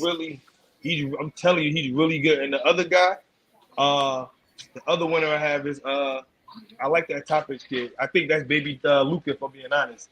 He reminds me of Luka, but a little bit more speed. Not as much strength, but a little bit more speed. I think That's what I was saying. I was saying the same thing, huh? No. You were saying the same about Dalton Connect, see? Oh, Connect. Yeah. That's right. Oh, no, the Topic kid reminds me, and this is X least favorite player ever, Goran Dragic. Ah. I was thinking of the other kid. What's the other kid that was nice with the handles? He was at Minnesota for a while. A lot of injuries. Rudy Fernandez. Rubio. Yeah, I was thinking about him too. But Rubio didn't go to the basket hard like this Topic kid. Yeah. He's aggressive. Yeah, it's aggressive. I think he Luka. I'm telling, like, if the injuries don't set him back, I see Luka in him. Maybe even better. He a little more athletic. I ain't knocking your guy Luka. I'm just saying, when I say better, that's a compliment for him. I mean, I'm a fan of this kid. He just needs to get healthy. But Edie about to be like, all right. Edie might be an all-star by year 3. Edie? Come on, man. Anyway, bro. All right, my biggest winner of the night. Your face. the country of France, bro. The country of they're the biggest winner, man. I'm talking about they got 1, 2, 3 of the top 6 picks coming out of France. I think that's dope. If we don't have to worry about them in the Olympics this year, the next one we should have a little problem with France with all these NBA players coming out of there. So, but if we're talking about an NBA team, I'd say the Lakers with Dalton Connect. I think that he's going to be a sneaky great pick in this draft. I think they did real well by him dropping to them. So I think that they're gonna they based on JJ Redick being the coach, and I see him he has a little JJ Redick in him. I think that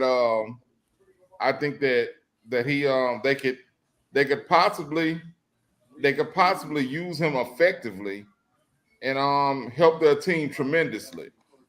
And my loser, the Portland Trailblazers, bro.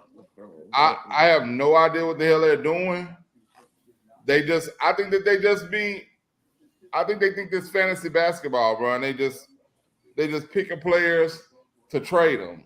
Like they picking players to trade them in the next 2 years. They're not trying to help anybody they have. They already don't have I don't think they have a stud on their team.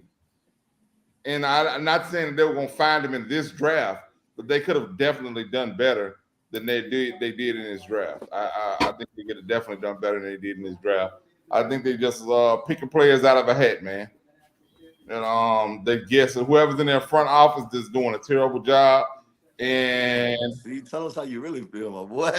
Hey, bro, for real, man. And based off JJ Redick being able to be an NBA coach after only coaching a 4th grade basketball team, I nominate Truex the Sports Junkie to be the GM for the Portland Trailblazers, bro. I've seen him work in fantasy sports, and I believe he could do a much better job than what they're doing over there in Portland right now. Hey, thanks, my guy. Hey, we're gonna put together a fire roster. We're gonna win. We're gonna build culture. And look, at the end of the day, I'm sorry, it's business. Hey, I may trade you even before you promise up, but I always got a backup plan. Bruh. What you think, Keel? Winner or loser? My winners is the Washington Wizards. Oh, come on, Keel. No, I'm serious. I think this is a horrible draft. That's my honest opinion. But if you're making me to choose, and ask me my basketball opinion on it, I'm going with the Washington Wizards. They get Sarr, a top 2. This is the first time they get a top 2 pick since John Wall. I like the point guard that they have with Bub Carrington. You still have Kuzma. You still have Poole there. I think this is going to be a good building for this team, and I think I could see a lot of improvements for this team. So I got them as my winners. Now, as my losers go, I'm going with the San Antonio Spurs are my losers, man. I think obviously Stephon Castle, I don't see no star potential, no superstar potential in him. I'm going to use C's word. He's nothing more than a subpar marginal player, which is a role player to me. He's the type of player that comes off the bench, man. He's not no Ben Gordon. He's not no Rip Hamilton. He's not even a Caron Butler, for crying out loud. He's not even a Khalid El-Amin. He's not even Khalid El-Amin. He's not even Kemba Walker, man. He ain't the top Connecticut players out there, man. And I just don't see it in him. He's just a system player to me. And it's just like one of those things, man. You're just good within the system that you're in. But when you transition to the next level, I just don't think you can do that. And I just don't see that in him. And then on top of that, they traded Rob Dillingham away. I thought that would have been a dope pick. As much as how I feel towards Castle, you add Dillingham in there with Wemby on the side also. So I thought that would have been dope, but I thought they screwed it up on this one, man. So I got them as my losers. Man, y'all, hey, Kill, you off the chain, bro. Hey, I love you, bro. You my dog, but you off the chain, bro. Hey, man. Hey, with that being said, man, we want to thank y'all for tuning into tonight's special. I'll go first with the shout outs. Shout out to you gentlemen for pulling up. I know it was a lot longer than our normal shows, but we do appreciate y'all. The chat is at 206 right now. We got people watching. That's dope. Shout out to everybody, that came through. Reek came through. I know Wes and Danny was in the chat, the comment section saying some stuff. Let me see who else. You had Chris. Shout out to Chris. Whoever else, man, we definitely appreciate y'all. If you was on Twitter, whatever social media site, we appreciate y'all. And man, typically when it comes to this basketball stuff, hey, y'all listen to the Sports Junkie. These guys be wild. And I don't know what. He called Luka a second player of a championship team. Yvonne disrespected. He always say disrespect. Not wrong. Hey, I said Jason Tatum, best player in that draft. Give me You credit. did? It's the perfect But time I to tell it. called Giannis Antetokounmpo the best player in that draft, and y'all slept on it. Hey man, Keo, me and Keo, I will say this, Keo, we both got it wrong. We was sleeping on Ant, but Ant is the best American player. Right? I don't know, man. Tatum got one of these, and he ain't because he married. Hey, rescue. Hey, Anthony Edwards is the best American player in the country. I've said it on our show last Not week. yet. I'm gonna say it again. He's the best. He's the best American player in the NBA. Shout out to y'all boys, though. All right, boys. Well, I had fun tonight. Gonna look forward to actually what is next week. I will not be on the show next week. I will actually be on a flight at that time to the Bay Area, so I might see Keo, but I won't make it on the show. Tune in this weekend. The knockout rounds of the Euros start. The bracket is out, so that's gonna be fun. But yeah, fun draft. I'll see you boys in 2 weeks. Hey, France at the top 6, 3 of the top 6 picks, and they got the best player in the world. Yeah, they're gonna get their ass kicked by Belgium too. Let's not forget that. No, I'm not doing that. Belgium's in France, right? Huh? Belgium's in France, huh? No. No, Belgium plays France. Hold on, wait a minute, Belgium. I'm trying to think about Brussels. Oh, Brussels is the capital of Belgium. Brussels is the capital of Belgium. Okay, I'm trying to think where my French teacher was from. She was from damn, I forgot. It was my 4th grade French teacher, Madame Kravata. Well, Belgium got a lot of French people in it, so she could be French from Belgium. Yeah, I guess she was from Belgium. Yeah, she was from Belgium, and she taught us French. I didn't learn much. I learned everything to pass. That's what I did. I had no wish to learn that language. but and that's neither here nor there. Last week, shout outs. I always go to my family, Hunter Morgan, Tori, Christian, Aaliyah, and Edward. Daddy, love y'all. I'll see you in just a second. To my beautiful wife, Patricia, I love you too. I'll see you in just a second. To Papa's baby, Marcel, Carter Bryant, and Azaria Grace Bryant. Pap, love y'all. I'll see y'all in just a second. Even if just on the screensaver, because I know y'all asleep by now. Maybe not Azaria. She don't have a schedule yet. All right. But everybody over there at the NBS, appreciate y'all boys for having me on. It's all good, man. Love y'all boys too, man. Yeah, man. Shout out to all you guys, man, for holding it down, man. I made it kind of late. I had some things I had to take care of, but shout out to C, Yvonne, X, the mock. Shout out to your guys' mock draft also, and despite how I feel about the draft, congratulations to all the the new NBA athletes. Hopefully, wish you much success the rest of your career moving forward, man. And hopefully you guys make the right decision and we see stars out of you guys that gets drafted, man. So definitely shout out to all you guys. But make sure you subscribe to the content, man. Follow us on Spotify and Apple Podcasts. We got the Copa America kicking off. It's more games is tomorrow. The knockout rounds for the Euro starts on Saturday.